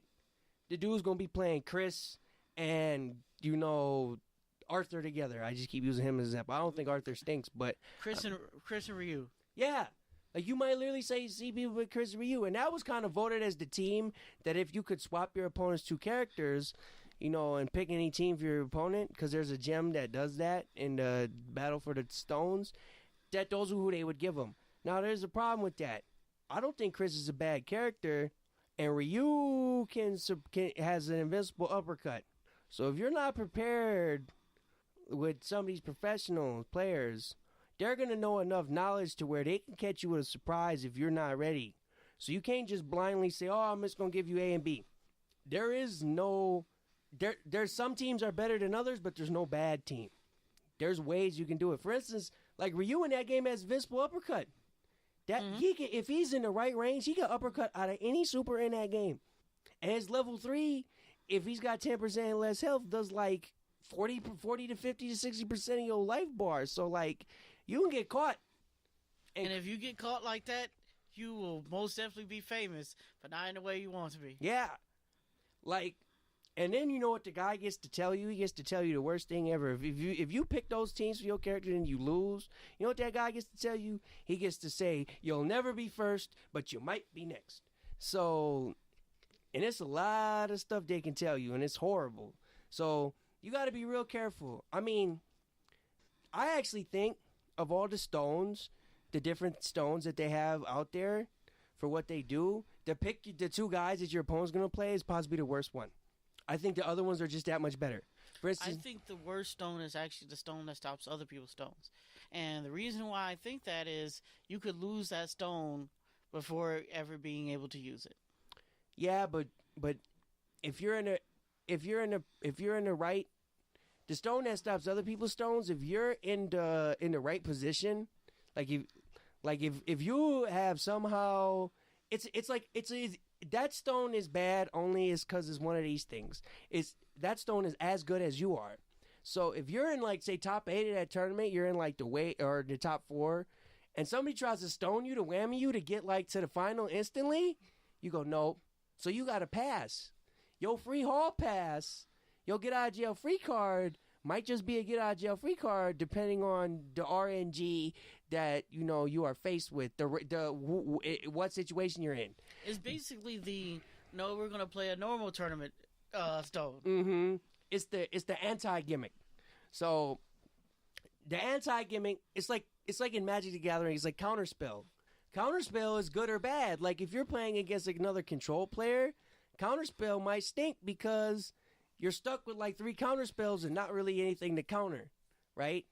So you really gotta like, you know, and you really gotta be careful. But it could be your best friend or your worst enemy. You know what I'm saying? So so I can see why you would say it's bad because of that uneasy, you know, the no guarantees, right? Mm-hmm. The non-guarantees.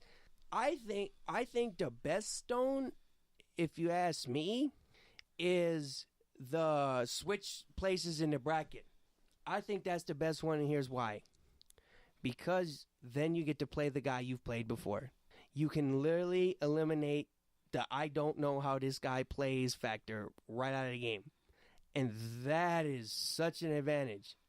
Because when you play somebody you've played multiple times, the information well just goes up, and your chances of winning is just increase, that much fold. But also, their chances of winning also increase because people, when they here's the thing, I would actually not want to play a person that I've played before, especially someone I've played recently before.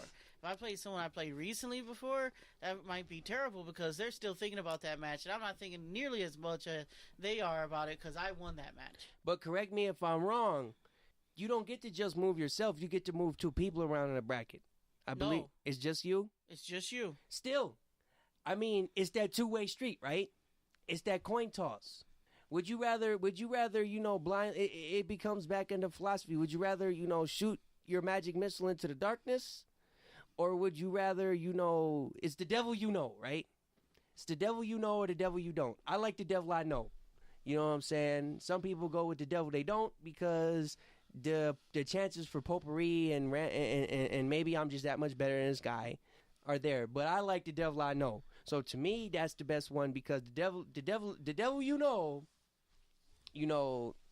is I think more manageable. But like you said, it's a two-way street. It's also a two-way street with the unknown though.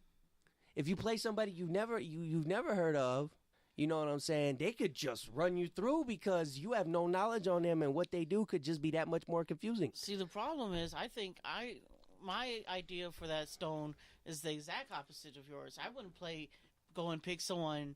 I wouldn't use the stone so I pick someone I've played before. I would pick the stone to get me away from someone I played before that I know I have a bad matchup against. I would skip out on a fight. I would basically, this guy's team or this guy does this or he beat me before, or I'm going to have someone else fight him while I go on this other side of the bracket. Right. So I'd be avoiding people instead of trying to snipe someone. But you got to see where you end up, right? It's still kind of like both ways, right? You really want to do it in but don't you want to do it in such a way where you land is advantageous as well? Because you will land somewhere. Mm-hmm. You do land in this other part of the bracket, and whoever that person is, you kind of want to have some info on them too.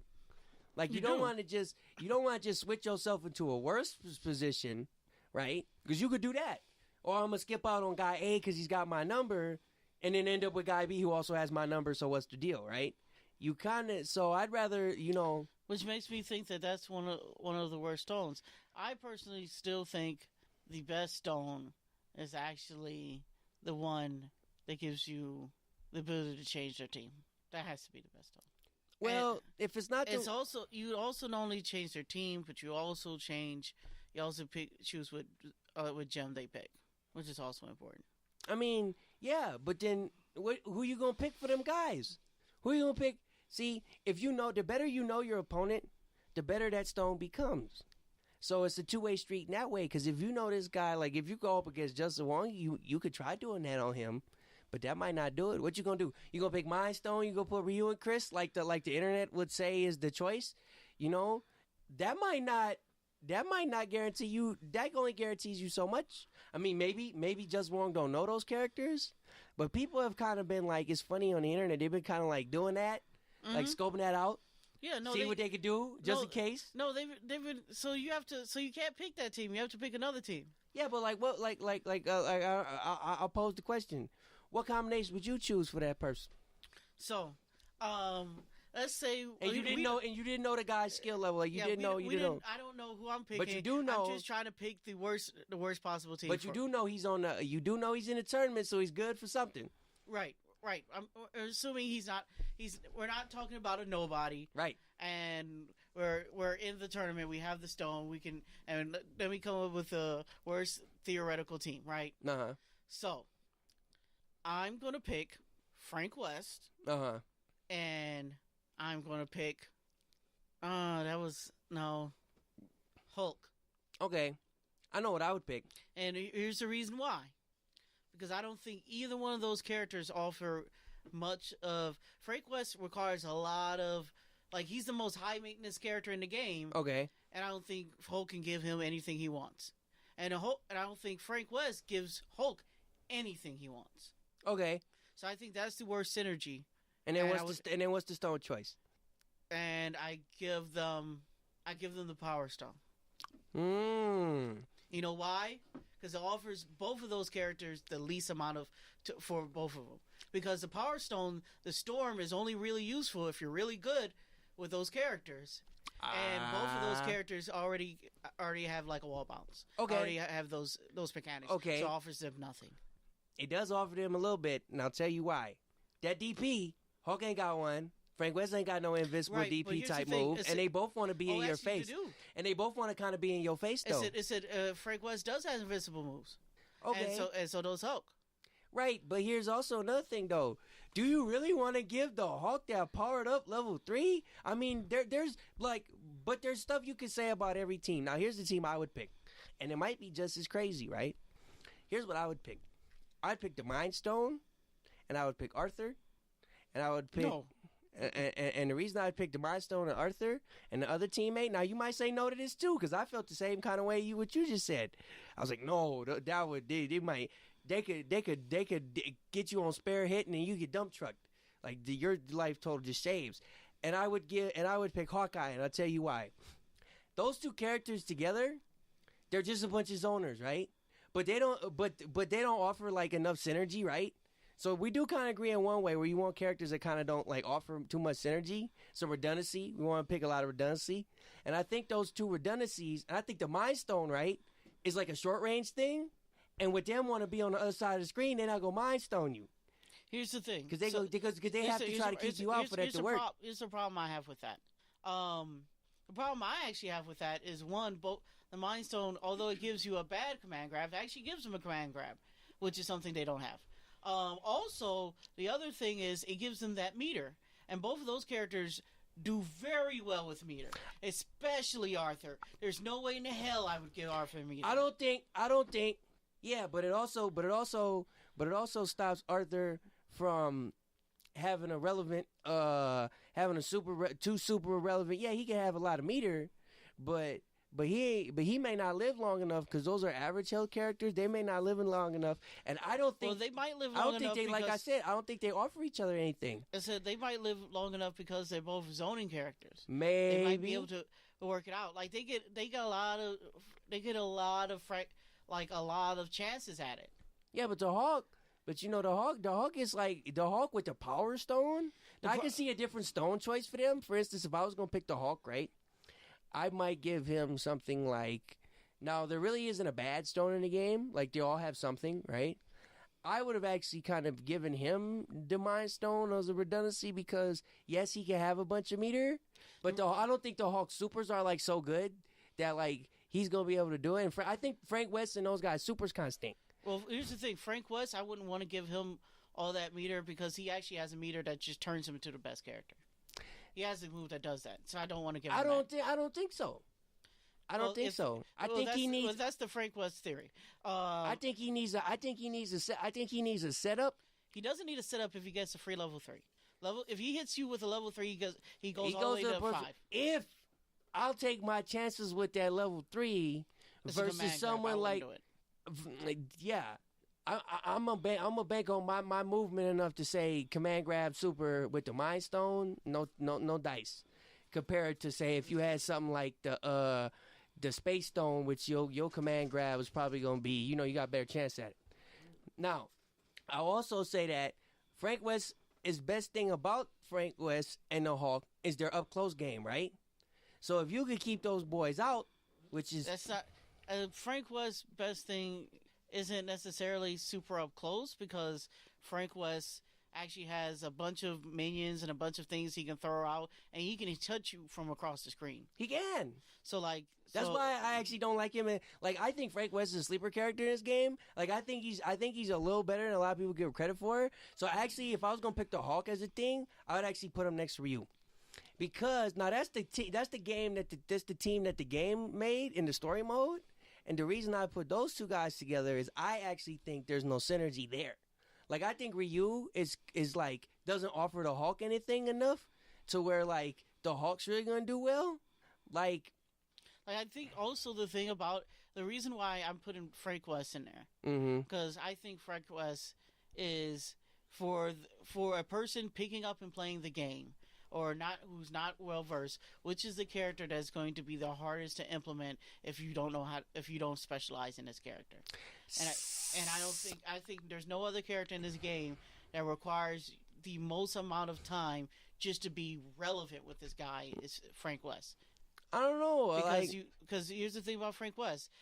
One, you have to get him up to that level of which he's relevant, and two, then you have to know how your moves change and how to do those combos. Because he becomes a competent character. He doesn't become an overwhelming character once he becomes level 5. But you just said he was possibly the best character in the game at level 5. No, I said that's the Frank West theory. Okay. The Frank West theory is the fact that he becomes the best character in the game once he's level 5. That's a theory. That theory has not been proven in this game. Okay. So I don't. That's the reason I don't think we see very many Frank West out there because that theory has not been proven. Right. I also say that I don't want to give that theory a chance to even play out. I don't want to give my opponent, even a shot at the best character in the game. And I'm actually maybe giving, these pro players in this tournament maybe a little more credit than some to say they might know enough about Frank West to give you some trouble. And then you have to think about, since Frank West isn't picked as much as you say, how much experience do you have fighting that dude, right? So if they know any of Frank West, right, to a degree, and these professional guys who struggle and hustle to get to the top just may, but they're also just as likely to never pick the guys. Oh, you're right. You are absolutely right. I also think like a character like the Hulk and say like But the reason I said I think everyone's giving everyone the mind gem and like the problem I have with everyone giving everyone the mind gem is the fact that the mind gem, although it does not give you something that is amazing, it gives you something that for the things that it's supposed to do actually works in a very simple and easy way to implement. Well, it said the power gem. It said although it does give you a DP, it's only very useful on certain characters, and it's also only very useful if you're prepared to use it like that. Also, their storm, which is usually a very defining thing or a very turning point in a match, it is the hardest storm for me, in my opinion, to use, and is almost impossible for anyone who's not very well versed in the Power Stone to actually use it well. See, I actually think that the Mind Stone Storm is the worst because it gives you incentive to do a super, right? Now, that I know that you're going to want to try to use that meter. So and that's all it's going to do for you. So while this whole storm is going on, I have zero to fear except maybe a super, which is something I've already calculated because I'm going to play your character anyways. So I know what supers you got. So if I already have established to where I think I know this matchup enough to say I know what supers you got, I ain't afraid of those. Now that meter can be dangerous, but it goes up incrementally. It's not instantly 4. It's not instantly 4, which I think it should be actually to make it good. I understand why they didn't do that because also that command grab is kind of trubbish. Like it's not great. I said we've already been over that, but my thing is that it does give you resources that a smart player would be able to do even if they don't use super, because remember, meter in this game is also get out of jail free now. It doesn't just make you use super. It's not like, it just gives you unlimited level 1 supers. It gives you the chance to flip-flop swap your character, right? But if your guy is dead before that happens, because I don't think you know this character well enough to defend properly, and I could just put the butt sats in there before you even get the chance to because there's also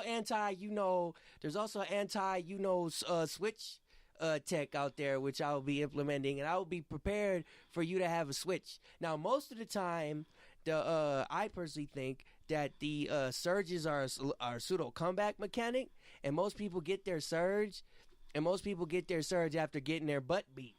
So if you down to one character, you got that Mind Stone surge, I don't see it unless you got a really good character. But you don't have a good character because I didn't give you one.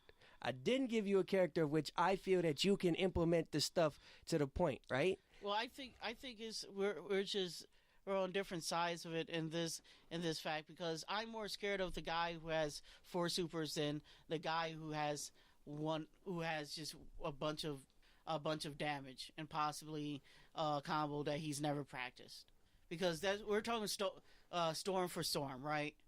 So like the power storm, although it's really good if you get that hit and you know that combo, but if you don't know that combo, you don't get that hit and you haven't practiced it, it's completely useless. Also, can same be said for supers? Like, yeah, but here's the thing, like just having 3 more supers is a lot more useful than this.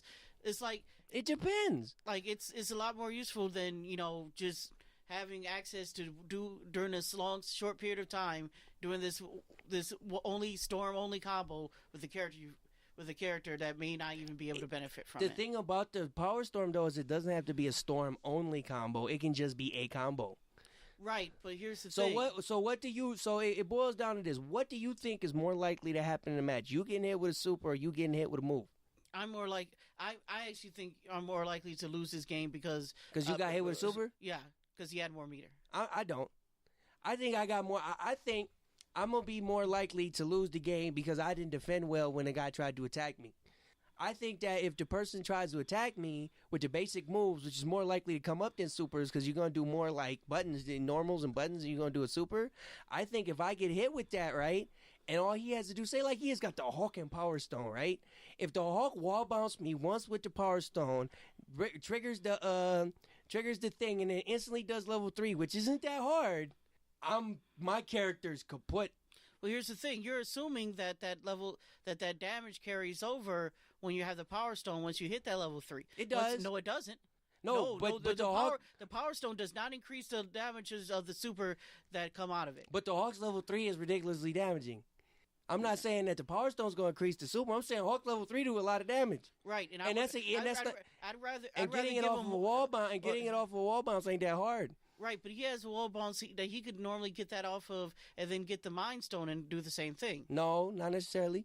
Because you get a free level 3, and depending on the situation, you may get 2.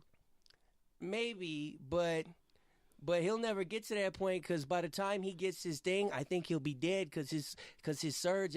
Like, I think if you add the Power Stone surge usefulness plus the Power Stone, upgrade on the moves, right? Because I can see people just doing more random attacks than doing supers because, like, I'm not super scared of random super because I know that if they miss their super, they can be very Pringles depending on the character. The Hawk is a good example of one character who, if he does his super wrong... Now, I agree with you that the Hawk is a good choice for this because the Hawk is extremely limited. I think he's a sleeper bottom tier character. Like, I think he's pretty trubbish in this game, the Hawk. As much as I like the Hawk, I don't think he's very good. But he has enough damage that, if you give him more damage, that could be a problem for you.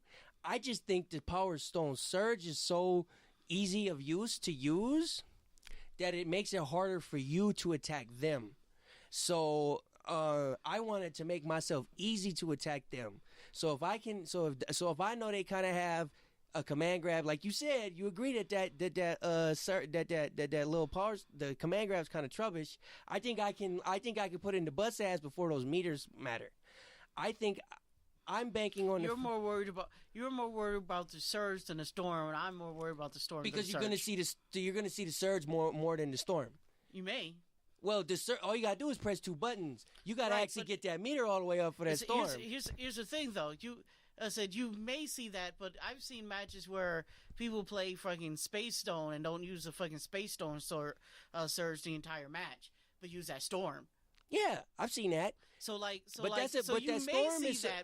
storm is so good. But that storm is so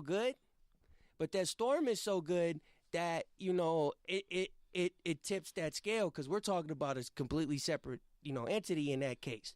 Right, but I'm saying I don't like you could also just completely whiff the Power Stone surge once you do it, or not get a chance because it's set play. You may not get a chance, but you may get a chance at that storm because it's invincible completely. So they're both invincible. It's the levels of invincibility on the storm is way beyond the levels of invincibility on that surge. Yeah, and I would say the levels of invincibility on the storm is more than the levels of invincibility on the super. Depends on the super. I say anyone. I'll bet against the ones the Hawks got. 'Cause I know which ones the Hawks got. I played a Hawk in that game, and he's pretty trubbish. So I know what the Hawk can do. And I know that the Hawk, I know the Hawk ain't getting it done. And I'm saying that the synergy between the Hawk and the Mind Stone is so poor, specifically in a specific case, that those two are so poor. Right, but you also put Hulk next to another character. You have to put Hawk next to another character. Right, because I didn't want to give Frank, because you built this around the Hulk. I built this around Frank West. Okay. I don't think Frank West. See, I would give him Ryu because I know what Ryu's capable of, and I know I know where the faults are. Right, I can pick the poison. I'm not so much worried about what my opponent thinks they can do. I'm more worried about what I know I can do. Right. So yeah, the problem is I think Ryu is a better character than Frank West. I don't. I think Frank West is better than Ryu. No, by leaps and bounds. I don't think so. I disagree. I mean, and it's your free will to do so, but. And let us know in the comments below. Do you think Ryu is better than Frank West or not? You could totally debate those facts. So the ultimate team isn't either one of them. It's Ryu and Frank West. I don't know about that. I still think Frank West, Chris. I think Chris is way better than people are giving him credit for. That's actually why I originally was going to say Frank West, Chris, and I was like, no, actually. Chris could actually set up Frank West, and like that, I think Chris, especially with the buffs, that guy is getting the biggest buffs in this new patch. Yeah, but those won't matter in the tournament.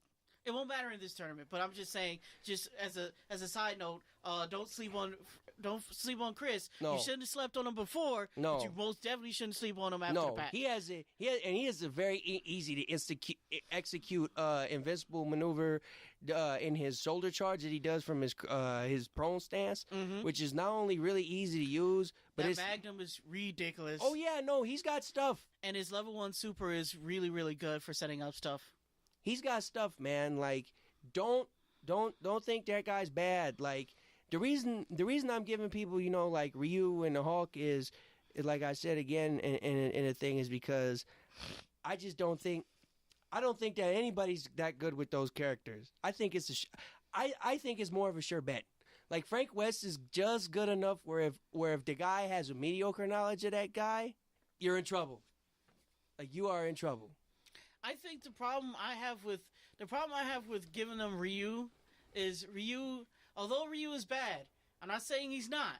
He has such a basic and easy to execute game plan that if he actually does it on you, it will actually like you. He has the tools. They're bad, but he has the tools. You say the same thing about the Hulk. Right, but you can't say the same thing about Frank West. Yeah. Frank West has to unlock the tools. Not necessarily. To possibly do it. I mean, spamming them zombies. I think them zombies are better than Hadouken. I think the zombies are better than I don't think the zombies are better than a Hadouken. Also, you can spam these zombies and still never unlock Frank West. Like, he's still a DLC character. You still have to pay. You have to pay meter or you have to pay time in the game in order to unlock that character. Man, I don't think there's a worse character in this game than Frank West. I think it could go wrong. I think Frank West is better than Ryu. I think Frank West is better than the Hulk. Actually, if it was me, do you think he's better than Chris? No, I think he's about on par. Okay.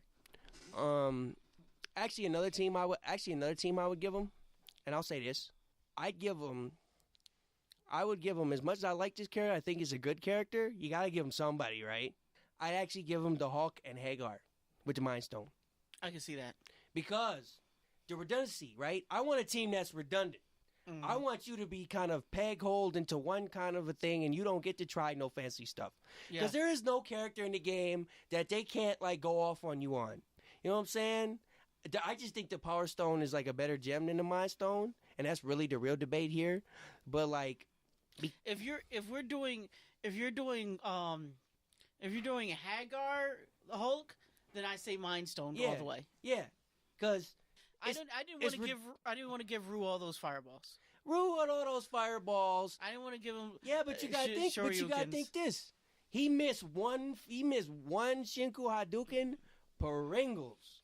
Like, it's death guaranteed. Like, I'm coming in for the kill and you ain't got nothing. Well, it depends on how bad he missed it. If he gets you on block, that Shinku Hadouken is long enough to set up mix-ups. That's set play, right? like Chris got the same thing. That's why I wouldn't give nobody Chris, because them what's the names are pretty damn good. Those grenades. Yep, grenade launcher. Oh yeah, no, that's too good. That's like saying I'm gonna give somebody Chris and Nemesis, and like that's not gonna work. No, that's probably a thing. That's gonna be a thing one day. Actually, I thought the exact same thing. I was like, man, actually, grenade launcher and grenade launcher's a little bit too much like $1 million. That's why I wouldn't put him next to Frank a lot. West. That's way too much set play. That's way too much set play. Like I can see what you're saying is like the Hulk offers Frank West no set play, but just my problem with that selection is the Power Stone. Because the Power Stone, like, you want to, I think when you make these selections, you want to eliminate the random factor, right? You want to eliminate as much of the random factor as possible. And giving it a Power Stone is like, that's the random factor. Like, that one DP can lead to so much, though, on the fly. And the Mind Stone Surge is so much bad. It's because that's so bad and the meters are not set in stone. Like, the meters, like, if you're a smart player, you can do something with 4 meters. What you gonna do with 4 meters with a character you don't play and bust ass coming on you down from a skilled player? You know what I'm saying? Like you may not live long enough in your own storm. You won't to get all the meters from it. Like you won't see 4 meters if I'm doing my thing correctly. And the point is to trip him up. So like what I think, if they want to make the Mind Stone good, I think what they got to do is they got to make the command grab faster, and they got to make the Mind Stone Surge instantly give you 4. If they want to make it useful. You know what I think it should have been the whole time? I think we've discussed this before. What? I think I like the idea of it is what it is now, but instead of instant, if they want to keep the storm, limited, install type thing they have going, is unlimited supers during the period. Yeah, I think you got to do that. Not level 3s though. I think you should still only get one level 3. You can get. To me, honestly, I wouldn't even care if it was unlimited level 3s, because a lot of those level 3s aren't actually the not hit of it. Isn't that terrible? Like the actual attack, and as long as the meter went down while you were doing the level 3, then it's fine. Yeah, but because those level 3s are long and schematic as fuck. Yeah, but do you really want Zero with 3 super swipes in a row, or them big ass swipes? I don't care. I do. I don't care. I do, because those go through all your shits. Like that super swipe that he does. No, like that dude. You know how much chip that does? Have Not you a seen? lot. Yeah, it do quite a bit. Not really. Yeah, it does. Block. No, that's too much Pringles. Mm-mm. Like if you can do that in a combo and then level 3, level 3, level 3, you can do that in one combo and the dude's just dead. Like I don't want to see that. Like infinite level 1s, I'm fine with all day. You can do as many level 1s you want, but giving people like infinite level 3s is kind of like not good. Because you could totally like say you use Dormammu, right? You could like wreck someone's whole team if you do combo. You know what I'm saying? Dark Dimension, and then on incoming, the dude has the whole of Dark Dimension. Well, here's the thing: you get to block one because it's not automatic capture. No, but you can give someone the business. Also, like I said, if the meter goes down while they're doing it, then those level 3s, like the 0-1 was a better argument, but like Dormammu has a cinematic level 3, so you may not get to level 3s. You may, or you may not. Is it because? But then it's kind of like those. But then it's kind of pointless. But then it's kind of pointless if you. Then it's kind of pointless because if you just cancel the storm and do the level 3, you get a level 3 anyways. So if you don't get more than if you don't get 3 level 3s, then having infinite level 3s kind of doesn't really do anything for you. Well, you didn't want them to have it for level 3s to begin with.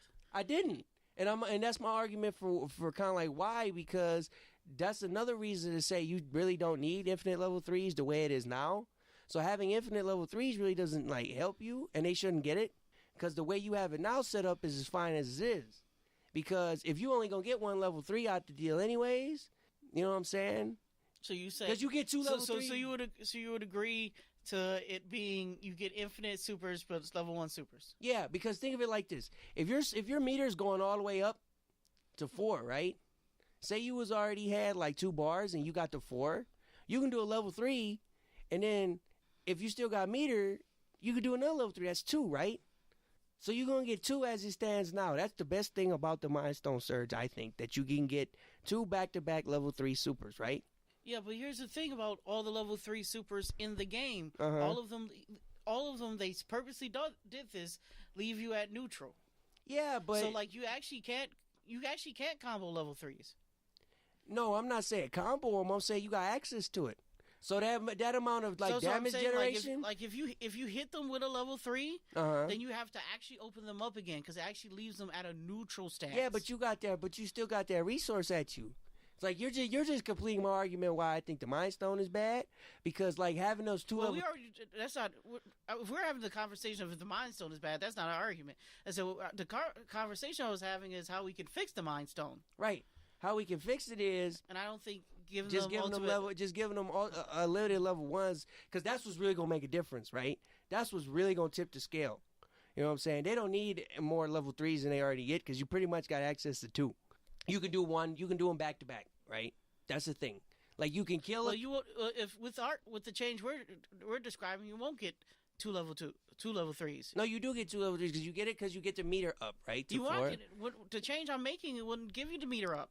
It would just give you a period of time of which you have unlimited meter. Oh, okay. Well, I didn't hear that part. What you said about making extra. Yeah, that's what I originally said. Okay. I said you have a period of time during the storm. You just have unlimited meter.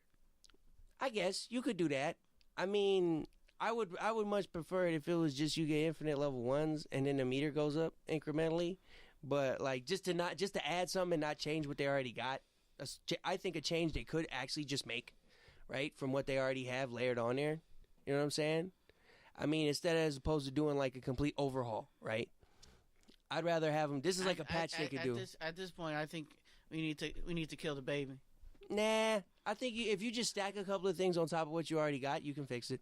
I think we need to kill the baby. But which is more likely to happen? Which do you honestly believe? It's Capcom we're talking about here. Believe it or not, I think it'd be easier just give them unlimited supers during the trigger. It'd be way easier. You think it would be easier for them to just start from scratch and do a completely overhaul on it? Yeah.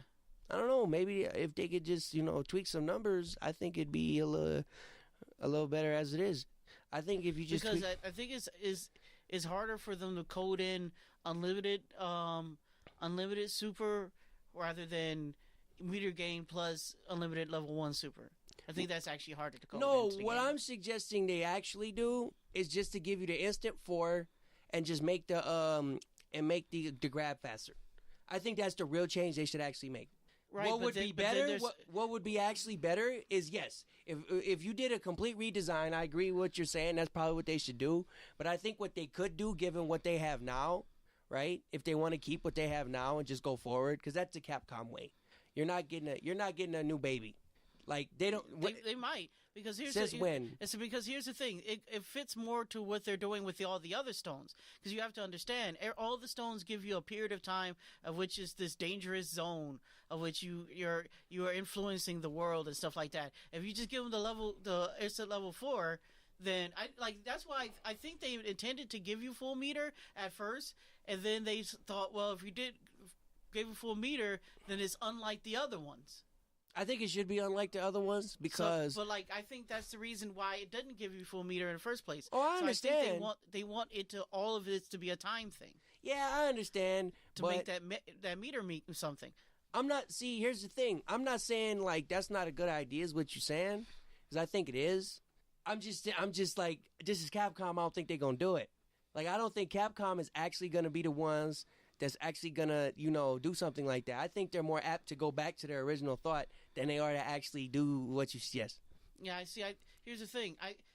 I assume their actual original thought was we're gonna make this Danger Time thing, and then we found out, and then it was too good, and then we found a bunch of different things we can put in there. I didn't think their actual idea was we're going to give them full meter, and then I think they thought of them all collectively together, and then designed which each one of them did as a collective, as a set, rather than think of them individually and then make things around that. Because I think if you think of like the Mind Stone as meter gain or something like that, then that makes sense if you came at each one of those stones individually as a design. But I think they designed them all together. And I'm sure they did. But what do you think is more actually likely to actually happen by Capcom?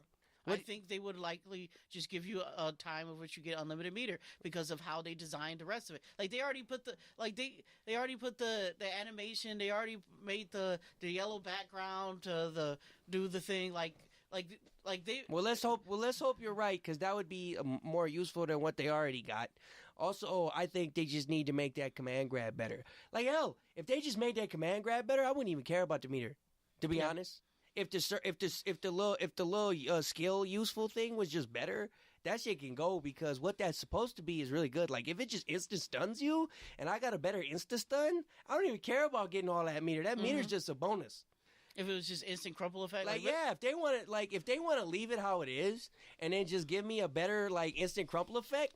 So basically, if it had the startup of the old Reality Stone, we wouldn't be having this discussion. No, we wouldn't. And I think they're more apt to try to tweak what they already got first and go with that than to do something as drastic as what you're saying. I think they want to take what they already got and make it work. That's kind of what I'm getting at here.